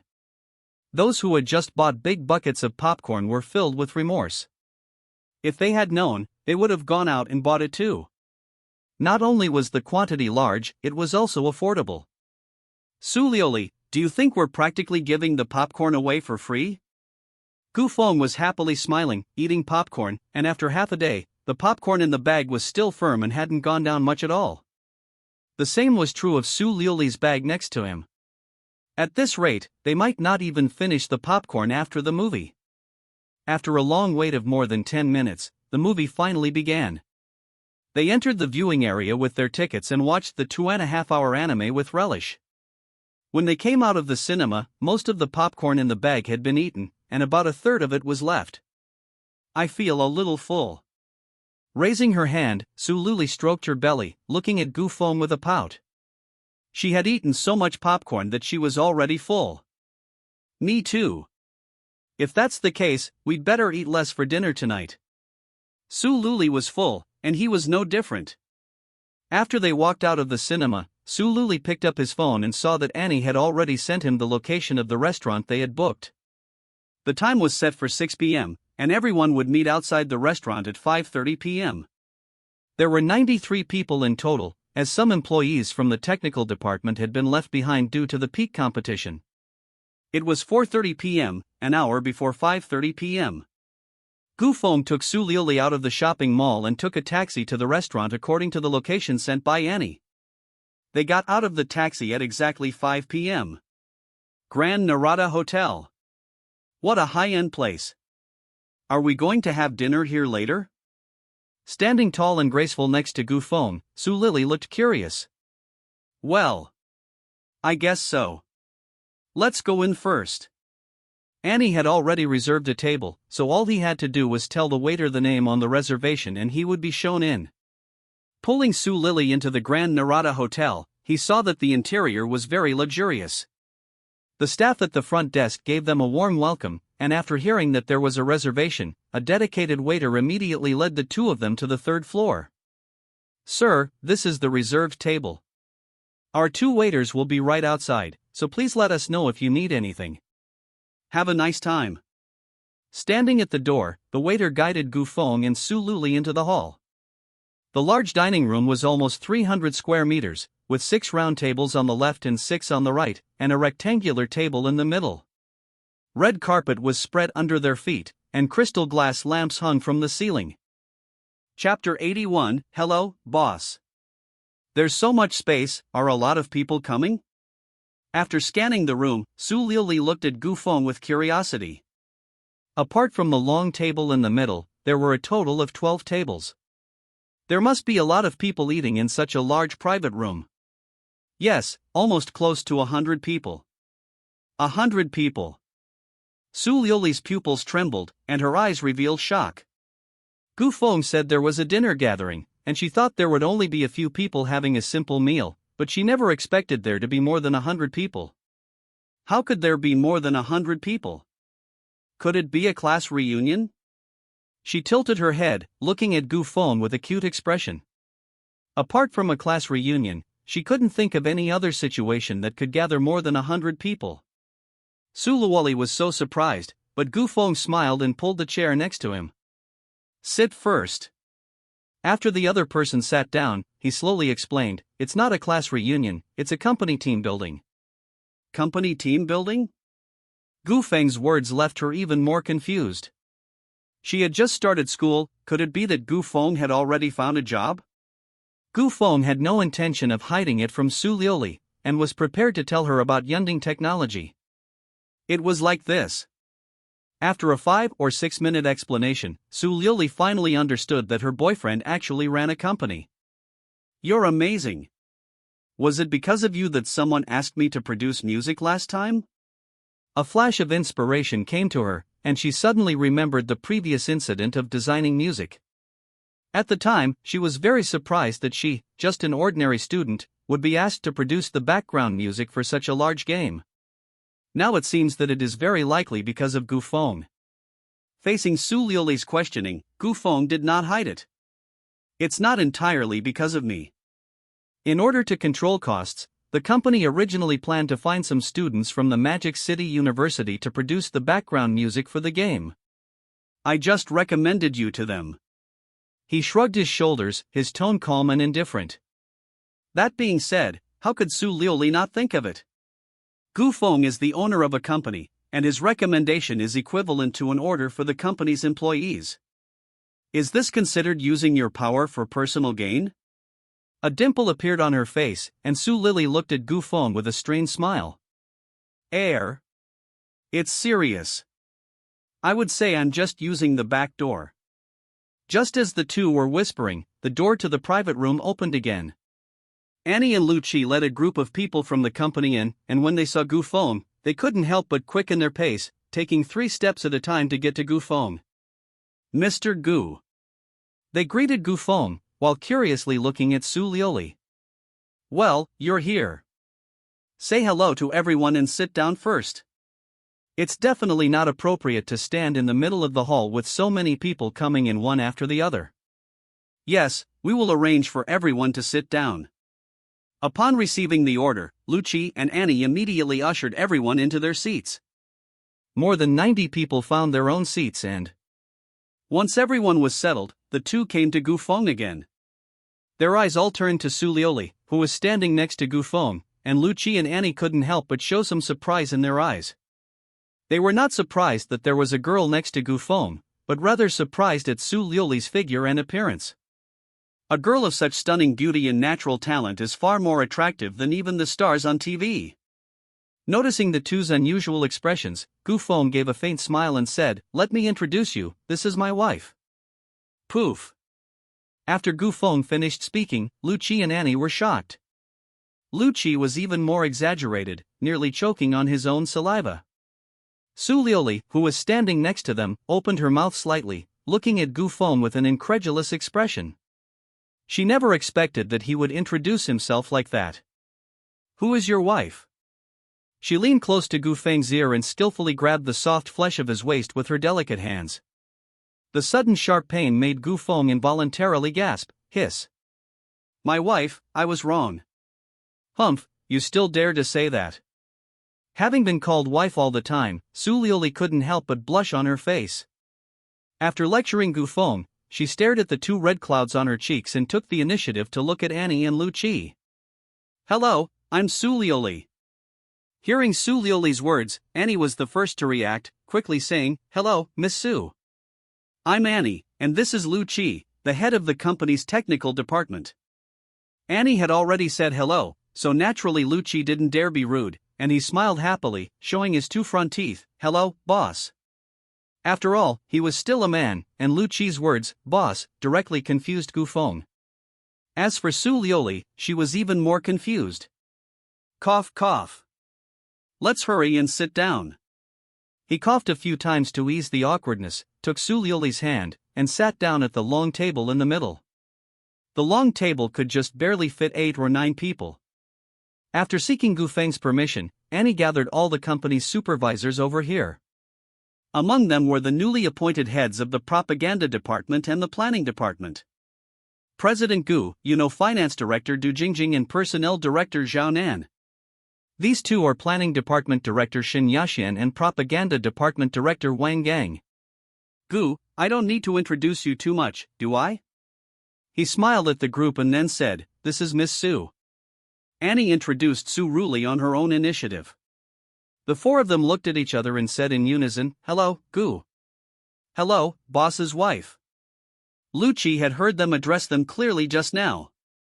Now was the perfect time to show loyalty and devotion, so he had to seize the opportunity.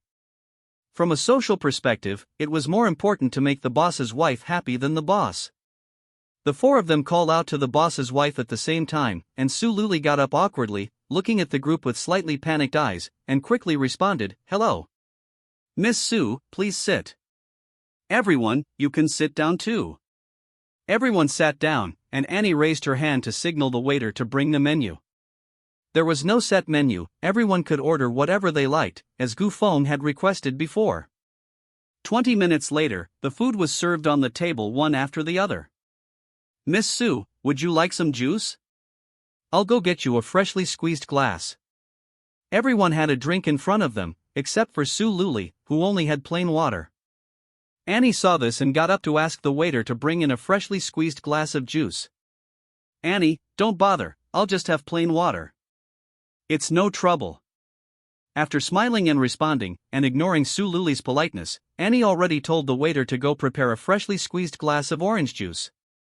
After returning and reseating herself, Su Liuli suddenly said curiously, "Sister Annie, didn't we speak on the phone before? Your voice is so familiar." It was Annie's voice.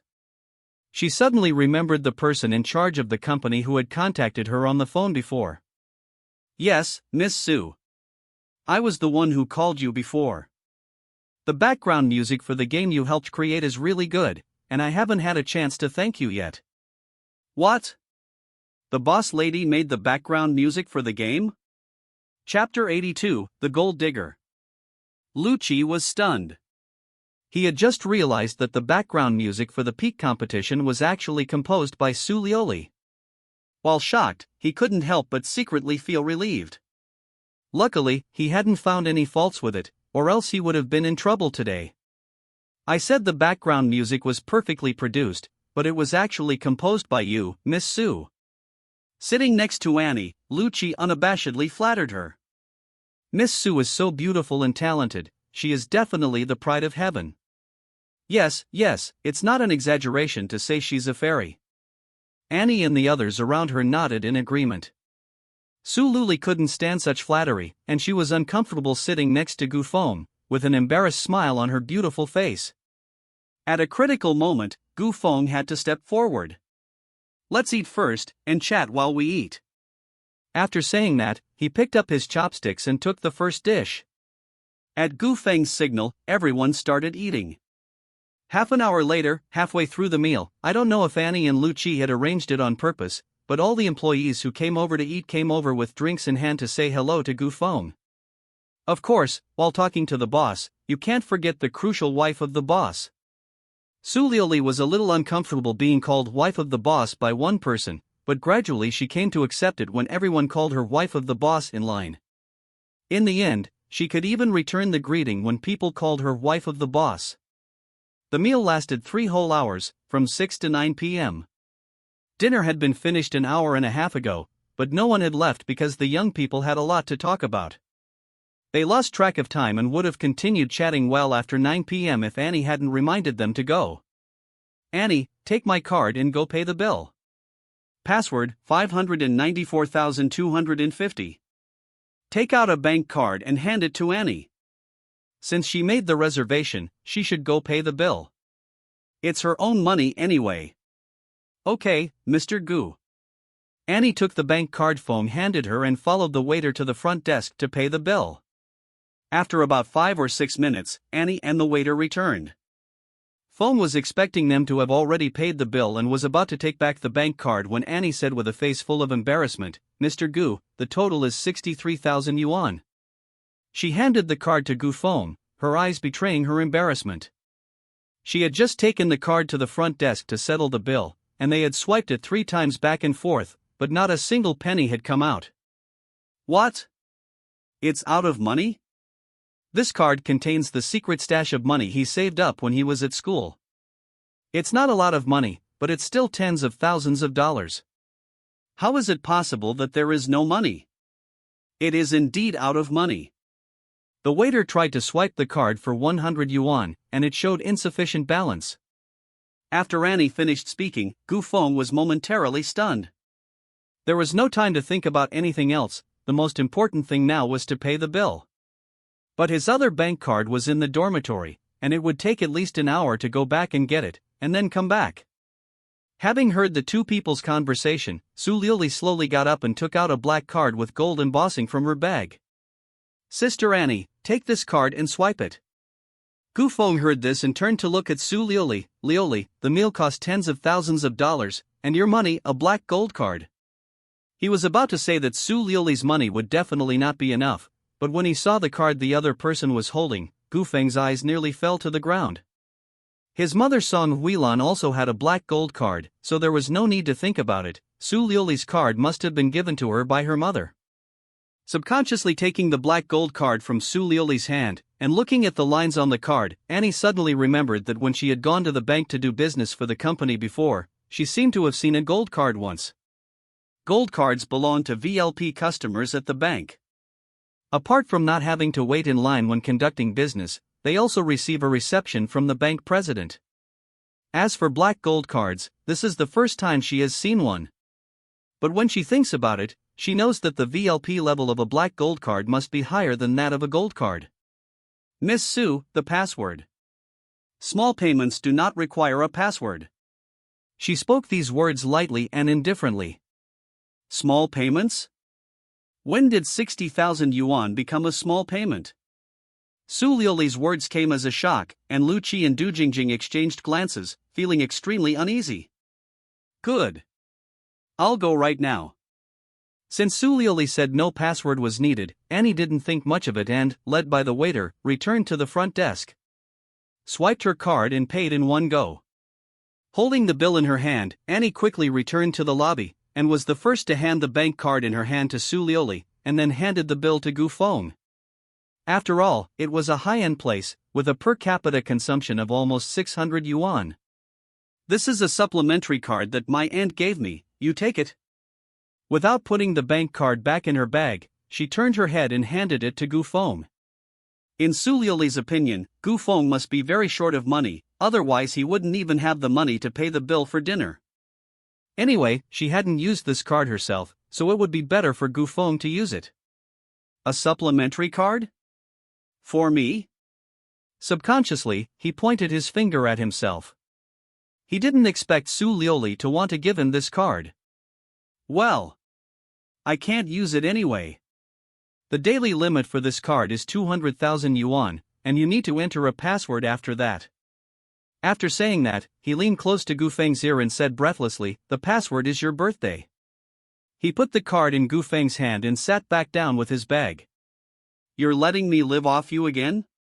Gu Feng said jokingly, but when Annie, Lu Qi, and the others heard that, it wasn't the same thing. Now, combined with the conversation they just overheard, Annie and the others suddenly realized why their boss was so young and yet so rich. "It's getting late, we should go back." "Don't stay out too late, everyone go home and get some rest." "Luli, let's go. It's almost time, it's time to go back." Hearing Gu Feng's words, Su Luli got up with her bag, raised her hand to say hello to Annie and everyone, and left right next to Gu Feng. After the two had completely left, Lu Qian and sat back down. "Phew. Boss Gu, actually a kept man?" "Lu Qi, what kind of words are those?" Anne's face twitched slightly, and Du Jingjing and the others looked at Lu Qi very unhappily. Feeling the murderous glares from the others, Lu Qi reacted, realizing that he had just said the wrong thing. Ba, I slapped myself in the face. I didn't mean it." He was just subconsciously recounting what Gu Feng had just said, and didn't really mean to say that the boss was a kept man. "What's wrong with being a kept man? You don't even have the ability to do it if you want to." Jianan glanced at Lu Qi and laughed lightly, covering her mouth. Gu Feng took Su Liuli away, unaware that an inadvertent remark of his had successfully turned his image into that of a kept man. In Su Liuli's eyes, he was a pervert, in the eyes of the company employees, he was a kept man, and in the eyes of his schoolmates, he was a lover boy. There was no normal image at all. Chapter 83, What a Scam, What a Real Scam. The two of them went back to the villa together. Su Liuli went to the bedroom first, changed her clothes, and then came to the living room to watch TV. Seeing this, Gu Feng followed and sat down in front of the sofa. "Let's go home next Friday." Su Liuli was watching TV attentively when Gu Feng suddenly spoke. "Go home? To my place?" "Yes, back to your home."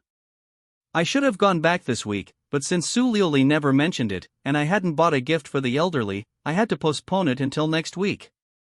"Well, I'll call Grandpa in advance." Su Liuli nodded in agreement, and Gu Feng lifted his hand and picked up the glass on the coffee table. "We'll go buy some gifts together tomorrow." In addition to buying gifts for the elderly, he also wanted to buy a car. It would be too inconvenient to take so many gifts on the train, so it would be better to get a car. The two sat in the living room watching TV, far away in the imperial capital, in the Gu Manor. Sun Huilan picked up her phone and looked at the text message on it, a happy and excited smile on her face. Not far away, Gu Jinghua stood in front of an aquarium, holding fish food in his hand, silently watching his wife giggle. In the aquarium, a large dark red fish swam back and forth, very similar to the one that had been eaten before, except that it was slightly smaller. "This fish is a blood-red dragon that was just airlifted from abroad. This time, it will be kept at home, and under no circumstances will it be eaten by my daughter-in-law again." "Wife, what are you giggling about with your phone? Did the stock of your company rise again?" Putting the fish food aside, Gu Jinghua slowly walked over to the sofa. Putting the phone on his knee, Song Huilan turned around and glared at him, then muttered, "Why would I be happy about the stock rising a little? What makes me happy is that my precious daughter-in-law has finally come to her senses." "Come to her senses? What do you mean?"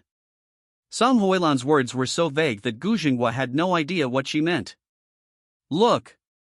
Before Liuli left, I gave her my secondary card, and there has been no spending on it for a while. Today, suddenly, I got a text message saying that 63,000 yuan had been spent."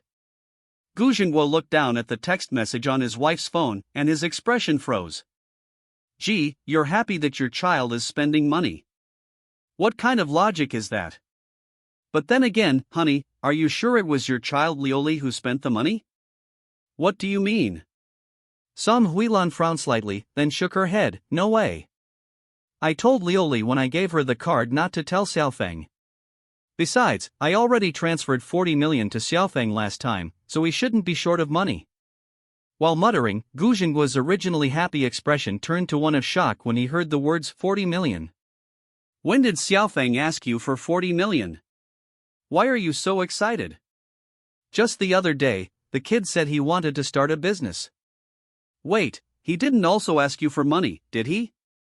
Halfway through his sentence, Song Huilan's eyes narrowed slightly when she looked at her husband's expression.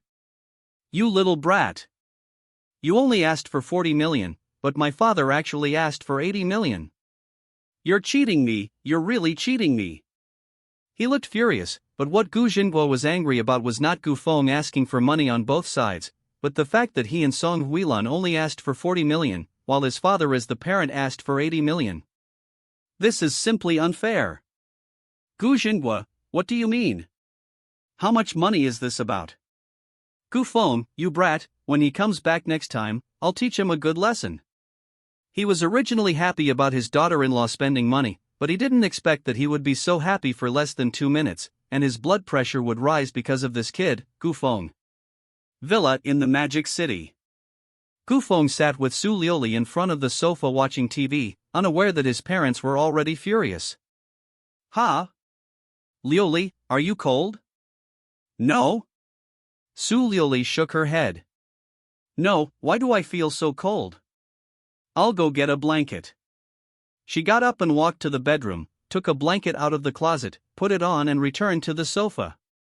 Only then did she feel much warmer. Su Liuli, you can take this card back. I dare not take the supplementary card that your mother gave you. He took out the black and gold supplementary card and offered it to Su Liuli. Seeing that Gu Feng was returning the card, Su Liuli did not pick it up, but explained, I still have money, so I don't need it for the time being. I can't use it either, but it's for you anyway, so just take it. What if there's a chance I can use it? Without further ado, he insisted on returning the card to Su Liuli's hands. Gu Feng was so insistent, and Su Liuli didn't think much of it, so she had to put the bank card back in her bag. She had to keep this card safe, because it could be used to withdraw 200,000 yuan without a password. In other words, if this card was lost, she would probably lose 200,000 yuan every day. After watching TV for about half an hour, they felt that it was about time to go to bed. So Su Liuli and Gu Feng prepared to go back to their room to rest. Just as Gu Feng was about to follow Su Liuli back to their room, he was unexpectedly stopped at the door. Liuli, what are you doing? Nothing. It's late, let's go to bed. Peeking through the crack in the door, Su Liuli stuck her head out halfway, looking at Gu Feng with a face full of innocence. Ha? Well, let me in first, I just want to get some clothes. In any case, let's trick the door open first. But what Gu Feng didn't expect was that Su Liuli seemed to have seen through his little scheme and had no intention of opening the door at all. I won't let you in. A hint of stubbornness was revealed on her fair face.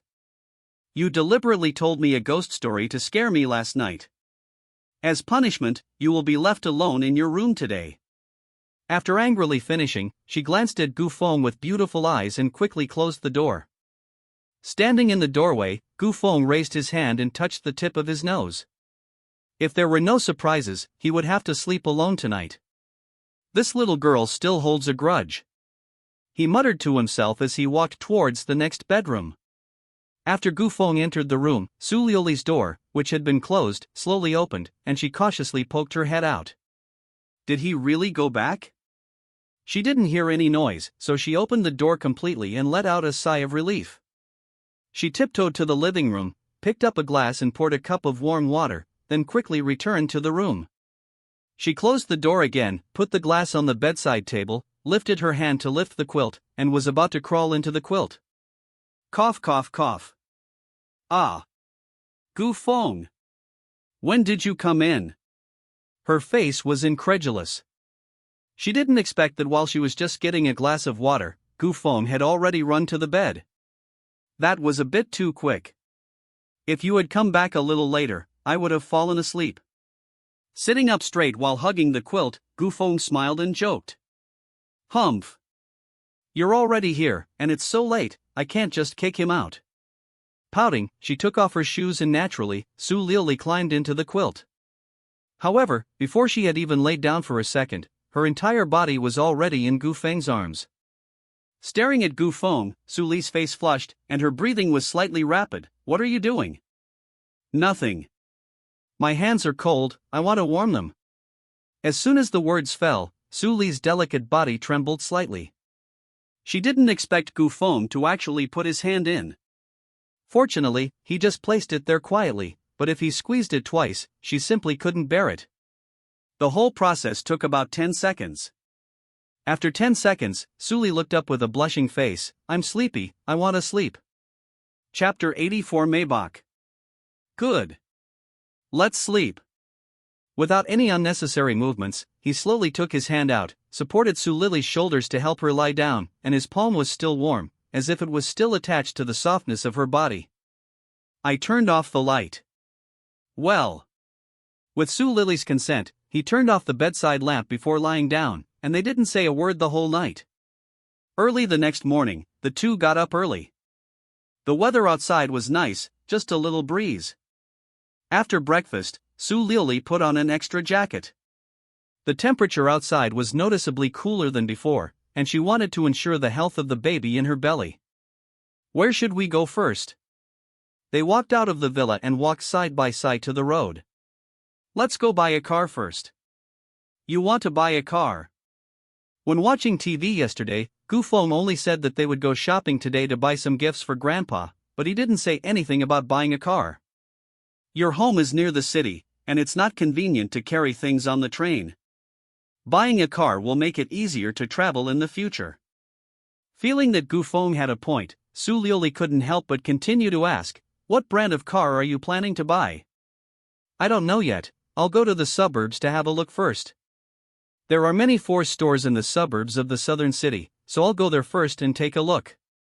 To be honest, last night he also thought that since he was going to buy a car, he might as well get a better one. After all, it might be useful when negotiating future collaborations. For people in the business world, a car is not so much a means of transportation as it is a status symbol. Of course, he didn't know when this trend started.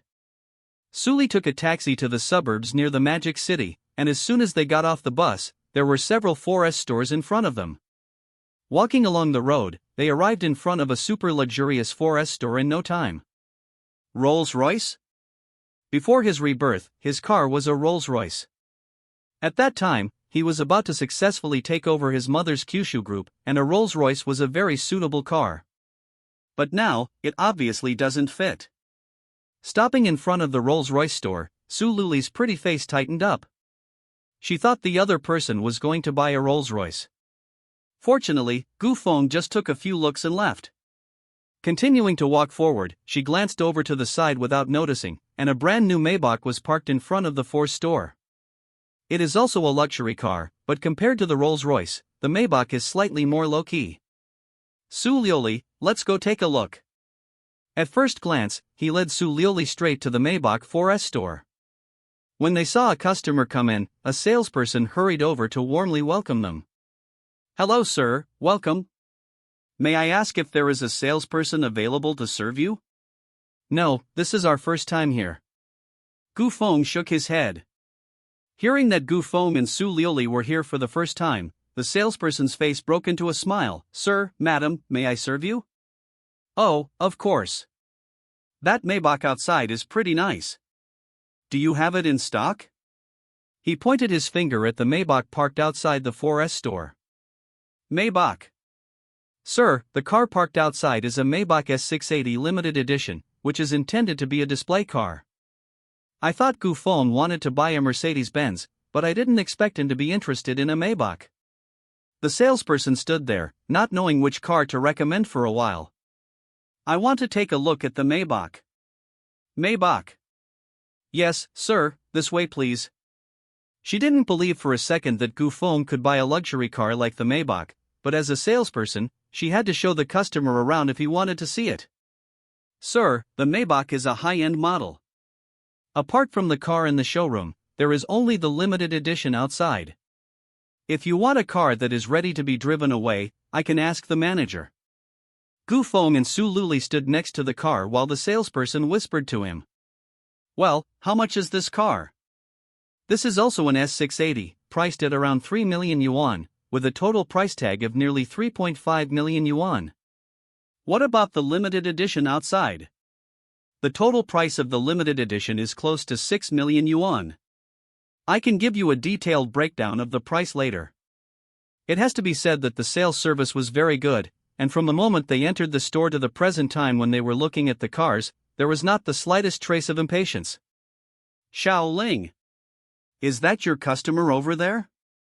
While the salesperson was showing Gu Feng and Su Luli the cars, a woman in overalls came up quickly, took the salesperson's arm and led her to one side. Xiao Ling, that customer over there has been here 2 or 3 times already, and this time it's very likely that they've made up their mind to buy. These 2 young people are probably just here for the fun of it, so you let them look around for a while and go take care of the regular customer. The woman's voice was very quiet, but since Gu Feng and Su Luli were close by, they heard her even though they couldn't make out the exact words. Wang Jia, they are here to look at the car too. It's not very nice of me to leave them hanging like this. The saleswoman was a little torn. During the induction training, it was clearly stated that service comes first. If the customer complains, her salary for this month will definitely be deducted a lot. You're really stubborn. Last month, only 1 order was placed, and this month, not a single order. If you continue like this, the manager will definitely have to let you go with all your belongings. But, Wang Jia, can you take care of the customer over there for me? For you? If a deal does come of it, whose will it be? Pouting, she said that they were both there to work, and she was no saint, so she couldn't just ignore her own customer and bother with someone else's. It'll be yours. If a deal does come of it, it'll be your achievement. You said so yourself. I did, thanks, Wang Jia. After saying this in a low voice, she didn't have time to think about it anymore and went back to introducing the car to Gu Feng and Su Lioli. Excuse me, sister, how long have you worked here? Gu Feng asked calmly. He was purely curious. Not long, it's been 2 months. Oh, 2 months, I see. A look of understanding crossed his face. He felt that this person was different from the other salespeople. Sir, I don't quite understand what you mean. It's fine, if it were any other salesperson, they wouldn't want to serve us when they saw that we were here to look at the Maybach. He laughed heartily, and what he said was absolutely true. We have pretty much seen all the cars. Could you please ask the manager if we can take the limited edition S680 outside as a ready car? We have already seen the car, and there is no need to waste any more time. After Gu Feng finished speaking, the female salesperson next to him seemed to be unable to believe what he had just heard. Sir, are you sure you want to take the car outside? That car will cost around 6 million if you buy it. Chapter 85, Why is there no reverse gear? After listening to Gu Feng's words, the salesperson was a bit doubtful that he had not made himself clear about the price. Yes, 6 million, I know. Can I take it away now? If so, calculate the exact price. His tone was calm, his expression indifferent, and anyone could tell that he was not joking. Okay. Sir, madam, you two come over here and have a seat for a while, I'll go ask for instructions. Since it is a display car, she is not sure if it can be sold, so she has to go ask the leader first. She greeted Gu Feng and Su Lioli and asked them to sit down in the lounge area. Before leaving, she did not forget to bring 2 glasses of water and put them in front of the 2 of them. 6 million. Isn't this price too high? Are you really going to buy it? Sitting next to each other with their pairs of jade legs pressed closely together, Su Lioli looked at Gu Feng with a doubtful expression. Really? He picked up the glass of water in front of him, smiled, and took a sip. After about 5 or 6 minutes, the salesperson hurriedly came downstairs, and from the expression on her face, it seemed that she was successful. Sir, this car is available for sale. I will now calculate the exact price for you, is that okay? Holding a pen and paper in her hand, the salesperson was excited inside. If this car really sold, she wouldn't have to worry about her performance for a few months. Yes. Sitting up straight, she put the glass back on the table. The price of the bare car, plus the luxury car tax, plus. She took out a pen and paper and meticulously added all the necessary fees. Because it was a cash car, the additional items were not included in the total price, which came to around 6.1 million. Upon hearing the price calculated by the salesperson, Su Luli suddenly asked, "Can you offer a little more of a discount?" "Yes, ma'am. My maximum authority is to give you a discount of 50,000 yuan on the base price."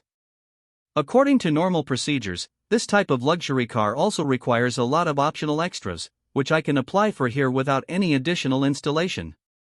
Of course, if you have any requests, we can add optional extras. The final price is 6.05 million. This is the lowest price I can offer you. This was the limit of her authority, and if Gu Feng and Su Liuli were still not satisfied, they would have to go to the manager to apply. 6,500,000 is still a bit high. Can we do it for 6 million? There is no such thing as a no-haggle price when buying things. He is not an idiot, and a cut should be made. Sir, I'll go ask for you, please wait a moment. Since Gu Feng said that, she could take the opportunity to go upstairs and ask. As for whether the deal could actually be done for 6 million, she wasn't sure either. She got up again and walked to the second floor. After about 5 minutes, a middle-aged man with a beer belly followed the salesperson downstairs. After seeing Gu Feng and Su Luli, a happy smile spread across his chubby face. "Hello sir, what's your name?" "Last name Gu." "Oh, Mr. Gu. It's like this, Mr. Gu. The salesperson has just explained the situation to me. For this car, if you place an order today, I can give you a further discount of 30,000. 6,200,000. Is that okay with you? The prices of these imported cars are relatively transparent. 6,200,000 is indeed the lowest price we can offer. Great. 6,200,000, I'll pay by credit card now and take delivery of the car. From the other person's attitude, it can be seen that 6,200,000 is already the lowest price. After all, he hasn't installed anything extra. If you add things in the store, the price of the bare car will definitely come down, but the landed price will be higher, which is completely unnecessary. Swipe the card. Very well, sir, please wait a moment, we'll prepare the contract right away. Do you have any requirements for the car handover ceremony? We'll prepare it in advance for you. The manager was overjoyed at the successful transaction, and it was almost too funny to watch. The salesperson next to her was also full of excitement, having closed a deal on a 6 million yuan luxury car, which she never dreamed of. The salespeople around her, who were carrying other people's cars for them to look at, couldn't help but cast envious glances. Sister Wang, who had been there before, was even more mixed up inside. "I'm in a hurry, so I'll skip the car delivery ceremony. I also have to take Su Luli out shopping to buy a gift for my grandfather, so I don't have much time to waste here." "Okay. Just a moment." The contract was quickly prepared, Gu Feng signed it, and the staff inside already started printing the temporary license plate. In about half an hour, all the formalities were completed. Respectfully, he handed the bank card in his hand to Gu Feng. "Mr. Gu, the temporary license plate is ready, but today is Sunday, so there's no way to register it." "Wait until tomorrow, you give me a position, I'll have our store staff take you to register it, is that okay?" "Well, that's fine." Seeing Gu Feng nod, the manager personally led the two of them out of the 4S shop. After inspecting the car for 10 minutes and finding no problems, they removed all the film on the car. They opened the passenger door and let Su Luli get in first, and then the manager got into the driver's seat. He fastened his seatbelt and set off. Oh. The car started and slowly drove off under the watchful eyes of everyone. After the car was completely out of sight, the manager let out a sigh of relief. Phew. Xiaoling, well done. You are the sales champion this month, there is no doubt about it. Just wait until you get your bonus. Thank you, manager. Patting the salesperson on the shoulder, the manager returned to the store with an uncontrollable sense of joy. Little Ling, you can do it. A 6 million luxury car, sold in no time? Gee, that's really enviable. Sitting quietly in the driver's seat, Su Luli in the passenger seat was like a curious baby, looking here and there, and from time to time she would look back at the back of the car. Luli, can you drive? Gu Feng gave a faint smile as he glanced at Su Luli out of the corner of his eye. Turning his head, he withdrew his gaze, and Su Luli paused for a moment before saying, I have a driver's license. But I can't drive. Ha! You have a driver's license but can't drive? This comment nearly caused Gu Feng's CPU to overheat. In contrast, Su Luli's intelligent eyes revealed a sense of entitlement. Yes, I got my driver's license my freshman year in college, and I haven't touched a car since then. But your car is pretty strange too. Why doesn't it have first, second, third, fourth, or fifth gear, or reverse? What's this D gear for? Su Lili pointed her slender, delicate fingers at the D gear on the gearshift, and Gu Feng opened his mouth, feeling quite helpless inside. Without dwelling on the gear issue, he continued to examine other things. Soon the two arrived in the city center, parked the car, and entered the mall with Su Luli. What does Grandpa like? Well. Following Gu Feng, Su Luli thought carefully, and it seemed that his old man didn't really like anything in particular. I buy food every time I go back, so this time I'll bring some supplements. I don't know what to buy, but bringing supplements is definitely a good idea. Okay. Taking Su Luli with him, he took the elevator upstairs and soon arrived at the supplement store. There were all kinds of tonics, and she even saw some of the ones her mother-in-law had given her. But those were suitable for pregnant women, so they weren't really suitable for her grandfather. Chapter 86, Boyfriend. After 20 minutes of shopping, she finally selected 6 tonics. There were ginseng, deer antler, reishi, and dendrobium. Worried that the 6 tonics wouldn't be enough, she also stopped by a clothing store and bought 2 new outfits. With these things in hand, he returned to the villa. Tomorrow was Monday, and that night, Su Luli was going to go back to the dormitory. It was no fun for him to stay at the villa alone, so he simply followed them back to school. The next morning, the staff at the forest shop took the initiative to contact him to take the car to be registered. Because he had to go to class, he could only change the time to the afternoon. The morning passed very quickly. The second period was about to end, and Gu Feng turned his head to look at his side. Zhang Yu and Xiao Kai had been snoring the whole time. What's wrong with them? They'd been sleeping all morning. Zhang Tinio, who was sitting next to them, immediately responded, I got up at 5 o'clock in the morning to go to the bathroom, and these 2 kids were sitting on the bed playing games. I thought they were up early, but when I asked, I realized that they hadn't slept yet. Pouting, Zhang Yu said he hadn't slept yet, and his mind almost crashed at that time. Play games all night? Yes, there's a new game called Peak Competition recently. When Zhang Tinio mentioned Peak Competition, Gu Feng's expression was one of wonder. Zhang Yu and Xiao Kai had been playing games all night, and they were playing Peak Competition. It's just a game, is it that fun? Damn, what do you mean it's just a game? It's obvious you've never played it. Download it and try it tonight, it's really fun. Zhang Tinio leaned his head on the desk and whispered seriously. The two of them whispered, which quickly attracted the attention of the teacher at the podium. Class, it's not yet the end of the lesson, so please be quiet. Shoo! Lifting a finger to make a shushing gesture, Zhang Tinio hurriedly looked up, and incidentally woke up Zhang Yu and Xiao Kai. Awakening from their sleep, the two of them looked at each other, both forgetting what had happened. Wake up, class is almost over, and you can go back to the dormitory to sleep at noon. Oh.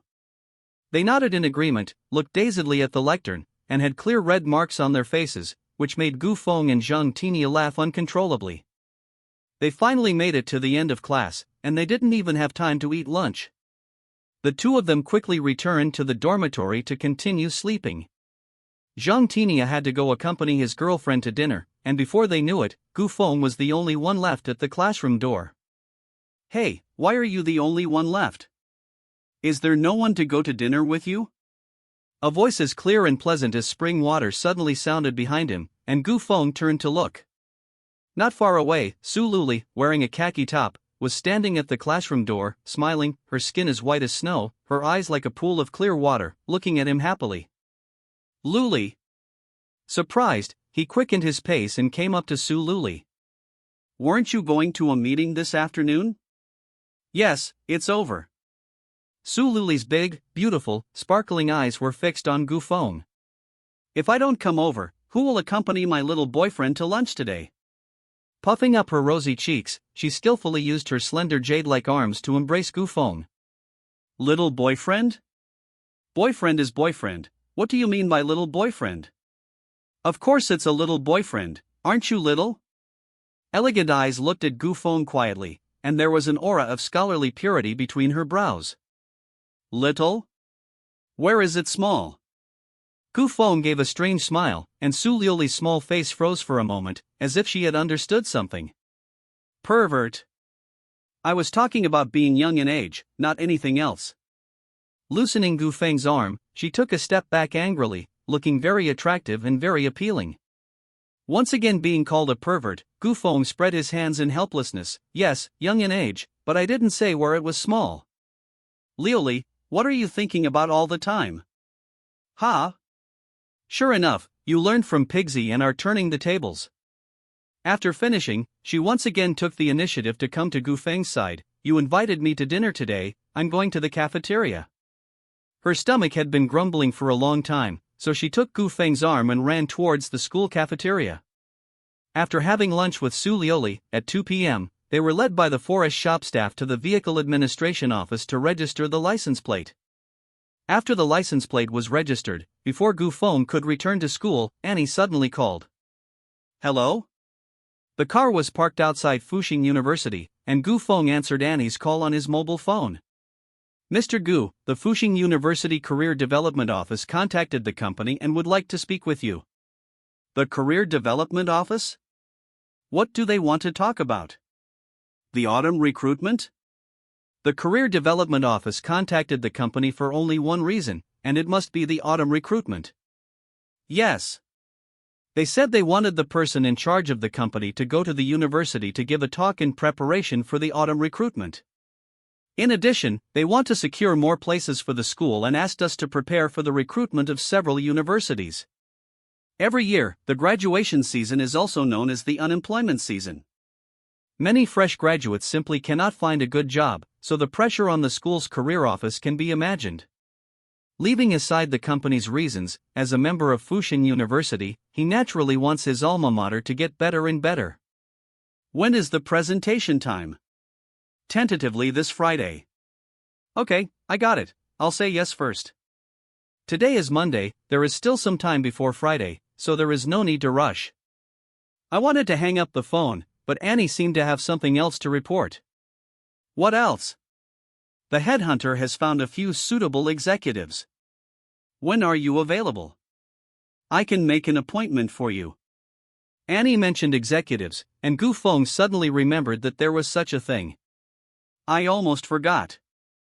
I'm available this afternoon. Can you make an appointment?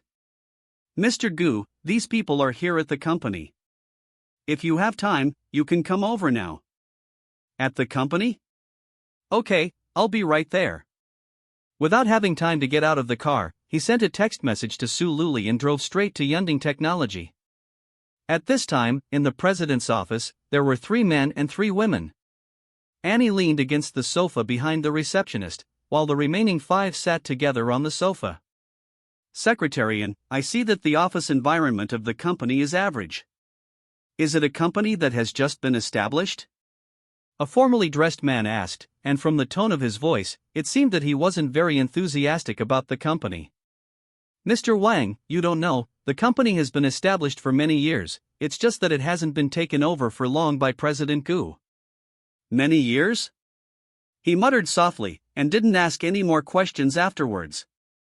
20 minutes later, a brand new Maybach slowly pulled up to the company building.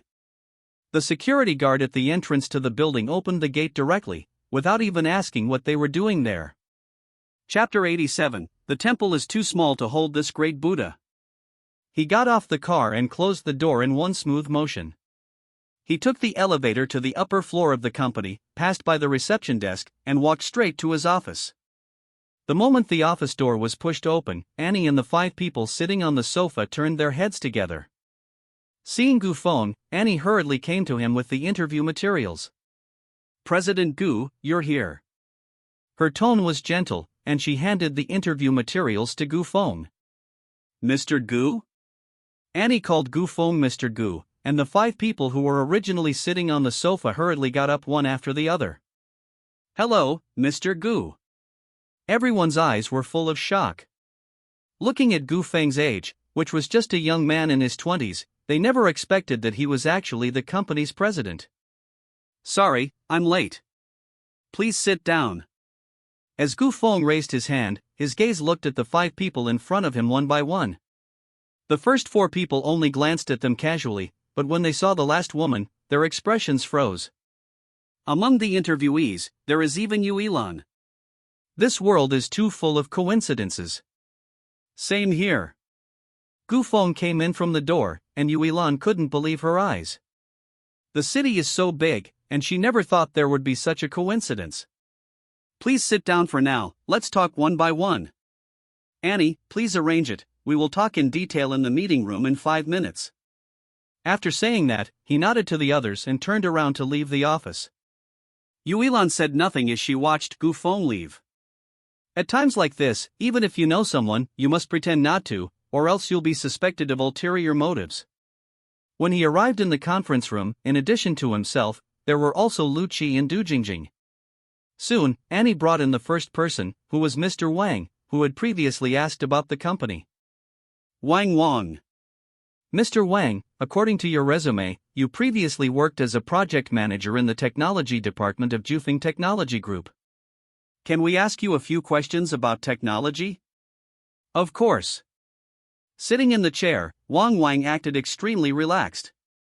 Okay. Don't look. Lu Qi is just an about-to-graduate student, but when it comes to computer technology knowledge, even an average tech expert can't match him. Wang answered 3 questions in a row without missing a beat. It was obvious that the other party definitely had the skills. Not bad, since you've led projects before, your management skills must be good too. Now let's talk about your expected salary. Lu Qi was ready to move on to the next stage, but what he didn't expect was that Wang suddenly got up, looked at Gu Feng, and said lightly with a smile, "I'm sorry, Mr. Gu. I may not be very suitable for your company. Out of courtesy, I insist on finishing the interview. As for subsequent cooperation, forget it." The words were very tactful, but the overall meaning was just this: the temple is too small to hold this great Buddha of mine. Huh, is that so? Well, since Mr. Wang has already made up his mind, there's nothing we can do about it. We can cooperate again in the future if there's a chance. Annie, see Mr. Wang out. When applying for a job, in addition to salary, you also have to consider the size of the company. He wasn't at all surprised by Wang's actions.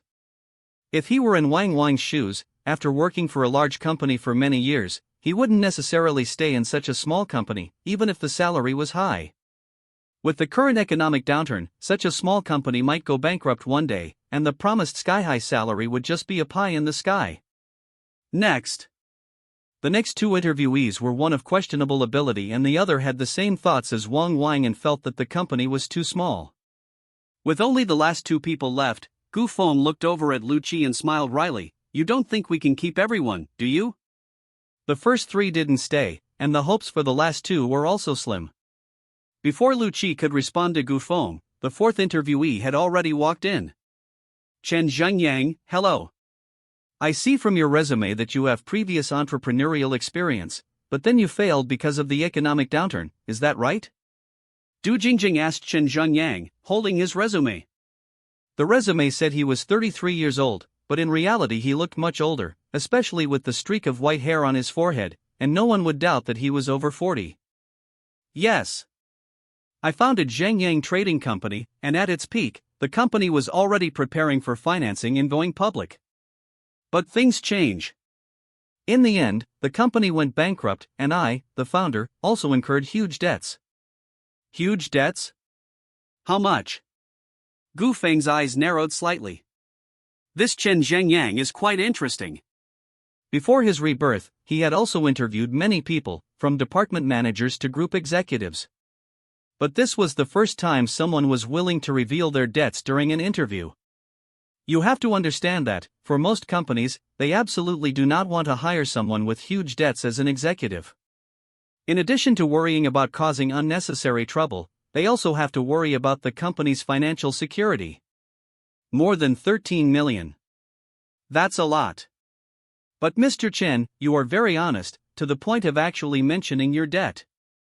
Without hiding his admiration, Chen Zhengyang's entrepreneurial experience alone would definitely make him perfectly qualified for the position of vice president of Yunding. In the face of Gu Feng's praise, Chen Zhengyang just shook his head. Mr. Gu is joking. Even if I don't say anything now, the next background check will find out. If we wait until it's discovered, won't that waste our time and each other's time? His tone was curt, and he was already prepared to turn around and leave. He had long since become accustomed to the fact that the companies he had previously interviewed with, even if they were just small companies that had just been established, were unwilling to hire him. Yes, even if you don't say anything, I will find out during the background check. I have always been suspicious of others, but I don't doubt those I employ. What do you say, are you interested in coming to work for me? The position of vice president is tentatively set at 1 million yuan per year. A vice president's salary of 1 million yuan a year is indeed not high in the City of Magic, but the scale of Yunding is here, and if it can develop rapidly in the later stage, the salary will be readjusted. President Gu, are you willing to hire me? Chen Zhengyang's face was solemn, his heart was nervous, and fine sweat had already begun to appear on the palms of his hands. From bankruptcy to the present, he has experienced unimaginable pain, and no one can understand this feeling. It is no exaggeration to say that this fall from heaven to hell is so extreme that if it happened to an ordinary person, they would probably go crazy or even commit suicide. Yes, if you also think so, we can sign the contract right away. Apart from the shortcoming of being bankrupt and in debt, Chen Zhengyang has almost no other shortcomings. He graduated from a prestigious finance graduate school, studied abroad for 2 years, and has management experience. It is hard to find someone with such talent. Mr. Gu, thank you for your trust. I am willing to join the company and I will definitely not let you down. He got up with a face full of excitement and gave a deep bow to Gu Feng. Sending charcoal in the snow is far more heartwarming than adding flowers to the brocade. Gu Feng agreeing to let him join the company was not just sending charcoal in the snow, but a great kindness. Unable to join Yunding, he would have to continue looking for a job. With a debt of more than 13 million yuan, he might not be able to pay it off in his lifetime. Chapter 88, Jealous? Annie, take Mr. Chen to the personnel department to start the process, and invite the last interviewee to come. In addition to Chen Zhengyang, there is one last person. Annie led Chen Zhengyang away, and in a short while, Yuilan pushed open the door. She came to the chair, nodded and greeted Gu Feng and the others. Mr. Gu, hello to the 2 supervisors. Please sit, we meet again. He raised his hand to indicate for Yuilan to sit down, and Gu Feng smiled indifferently. I didn't expect to meet you again, either. Yuilan simply responded with her hands in front of her. Before the other person came in, Gu Feng and Lu Qi had already read Yuilan's resume.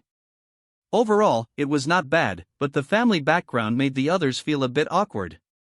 Chen Zhengyang owed more than 13 million yuan in debt, and from the resume, it seemed that the company Yuilan had previously worked for had also gone bankrupt and restructured. The most embarrassing thing was that the chairman of the bankrupt company was her husband.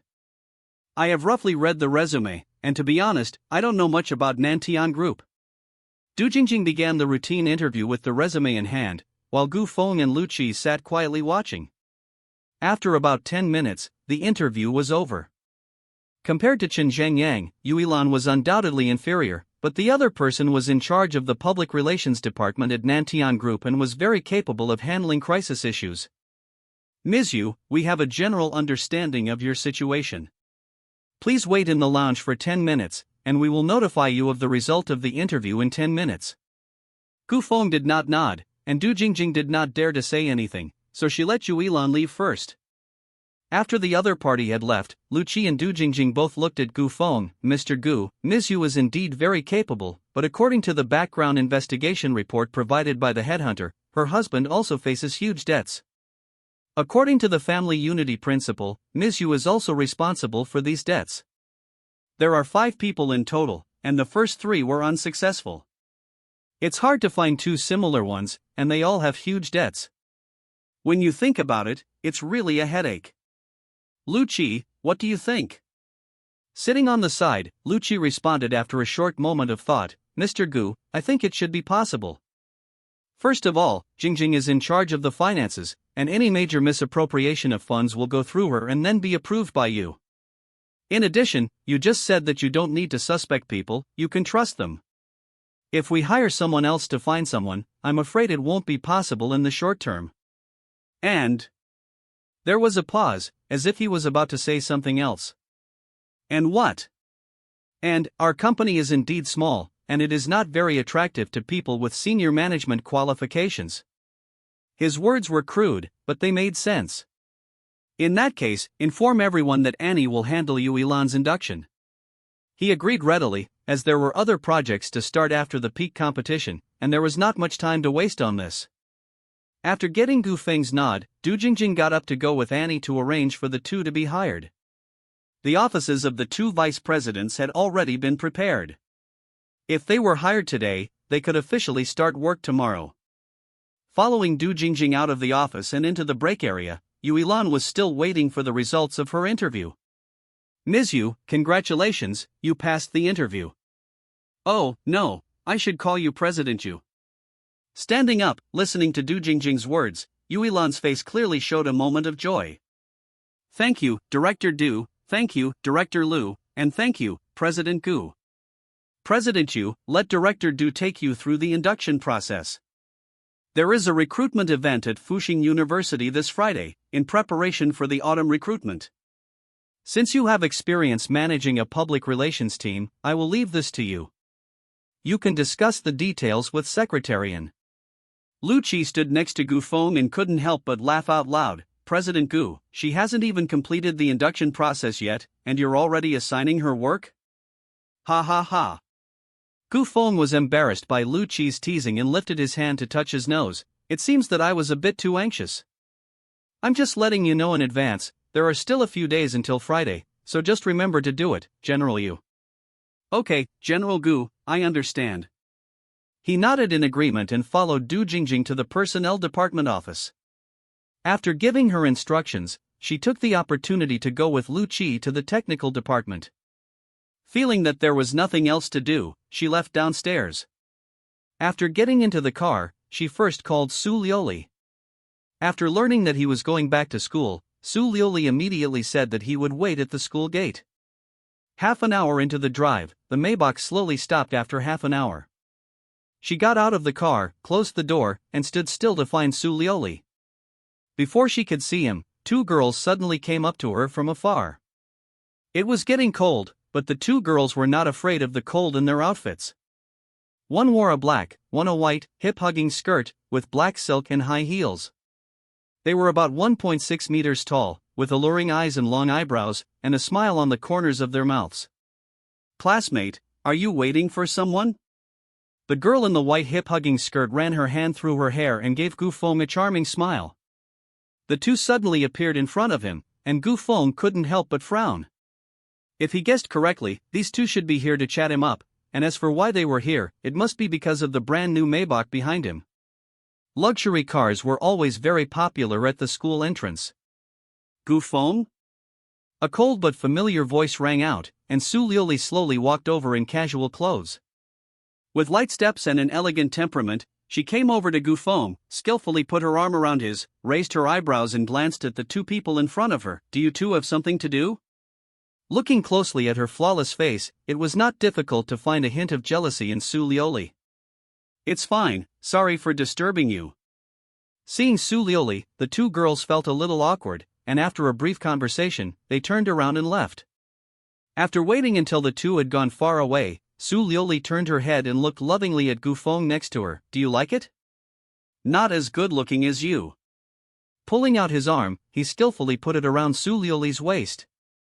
Gu Feng laughed. Jealous? No. I'm not jealous.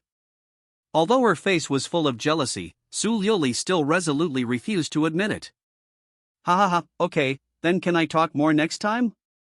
Don't you dare. Pouting, her eyes narrowed slightly. Seeing that things were not looking good, Gu Feng backed up hastily to distance himself from Su Lioli. This little girl, she probably wants to grab the soft flesh of his waist again. If he gets strangled again, he doesn't know how painful it will feel. Su Lioli, I was just joking. He raised his hand to beg for mercy. A real man can bend but not break, not to mention that he is facing his girlfriend. Facing Gu Feng's begging for mercy, Su Lioli's arrogant little eyes glanced to the side, but a smile involuntarily appeared at the corner of her mouth. Chapter 89, Student Gu, no, Brother Gu Feng. If you cook tonight, I'll forgive you. With a pair of straight, slender legs standing in place, Su Lioli glanced at Gu Feng, whose rosy little face was very cute. No problem. What do you want to eat? I'll cook it. Promising readily, it's not a big deal to cook a meal. Let's keep it simple, hot and sour shredded potatoes. Okay, hot and sour shredded potatoes it is. Let's go buy the ingredients. Su Lioli and Gu Feng strode to the nearby supermarket, where they bought enough ingredients to cook. Su Lioli sat in the living room and turned on the TV while Gu Feng put on an apron and went into the kitchen to cook. She had wanted to go into the kitchen to help, but Gu Feng refused and even pushed her out. 10 minutes later, the hot and sour shredded potatoes were ready, and while the main dish was still cooking, a dish of cold shredded tofu was prepared. Luli, come and get ready to eat. Let's taste it first. He picked up the chopsticks next to him, leaving one pair for himself and handing the other to Su Luli. After taking the chopsticks from Gu Feng, she picked up a few strands of shredded potatoes and put them in her mouth to taste. It's sour and spicy, and delicious. Try it. Okay, I'll try it. He also picked up a pair of chopsticks and put some shredded potatoes in his mouth. Gu Feng nodded without saying a word. It's true, after not cooking for so long, this fried spicy and sour potato dish is actually quite delicious. Not bad, it really is delicious. I'll go scoop up 2 bowls of rice, you wait here for me. At this moment, Su Lioli, holding chopsticks in her hands, kept eating the shredded potatoes without having time to respond. He returned to the kitchen, scooped up 2 bowls of rice, and came to the dining room. The 2 simple side dishes were eaten up in less than 10 minutes by the 2 of them. Staring blankly at the 2 empty plates in front of him, Gu Feng put down the chopsticks in his hands and looked carefully at Su Lioli. Are you full? Yes. So full. Sitting in the dining room chair, he supported himself with one hand on the table and touched his belly with the other hand. Before dinner, his belly was still very flat, but now it had bulged up into a small hill. Su Lioli had finished eating, and Gu Feng looked down at the half bowl of rice in his bowl, and then at the 2 empty plates in front of him. In the end, he had no choice but to bury his head and finish the white rice in his bowl. Goodness, he had never noticed before that Su Lioli, with such a slender figure, could eat so much. He had hardly touched the 2 dishes. Are you full? With her delicate features and dark, intelligent eyes, she looked at Gu Feng. No, I'm full. You go and sit in the living room and watch TV, I'll clear up. He got up, took the empty bowl and plate and put them together neatly, then ran towards the kitchen. Su Lioli saw this and picked up the paper towel next to her to wipe the table clean, then walked towards the living room and turned on the TV. After washing the bowl and chopsticks, Gu Feng came into the living room, where Su Lioli was sitting, beaming, watching a variety show on TV. Just as it was about to get to the best part, suddenly, an advertisement popped up unexpectedly. Watch the world, taste life's many flavors, and the pinnacle of competition awaits you. An advertisement for the pinnacle of competition? Sitting next to Su Lili, Gu Feng looked confused. He didn't expect it to be such a coincidence, just watching a variety show and still encountering an advertisement for the pinnacle of competition. The key is that the advertisement came on so suddenly, it didn't seem natural at all. It was such a forced advertisement, wasn't it a bit embarrassing? Su Lioli turned to look at Gu Feng. Hearing this, Gu Feng could only smile. I'll have them redesign it tomorrow. Sitting together watching TV, Su Lioli rested one hand on her lap, gently squeezing it. She had walked a lot today, and her calves were very sore. When she worked part-time at the kindergarten, she used to walk more than 20,000 steps a day without any problems. She didn't know what was wrong now, but she felt particularly tired after even the slightest movement. Are your calves uncomfortable? Let me rub them for you. Sitting next to Su Luli, Gu Feng bent over and placed the other person's two slender legs on his body.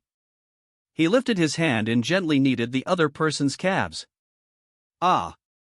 She subconsciously let out a small gasp, and Gu Feng, who heard the sound, had a strange expression on his face. Su Luli also seemed to realize that her voice just now was a bit off, blushing as she turned her head and hurriedly focused her attention on the TV in the distance. They sat on the sofa watching TV until 10 o'clock. Feeling that it was about time to go to bed, Su Luli and Gu Feng got up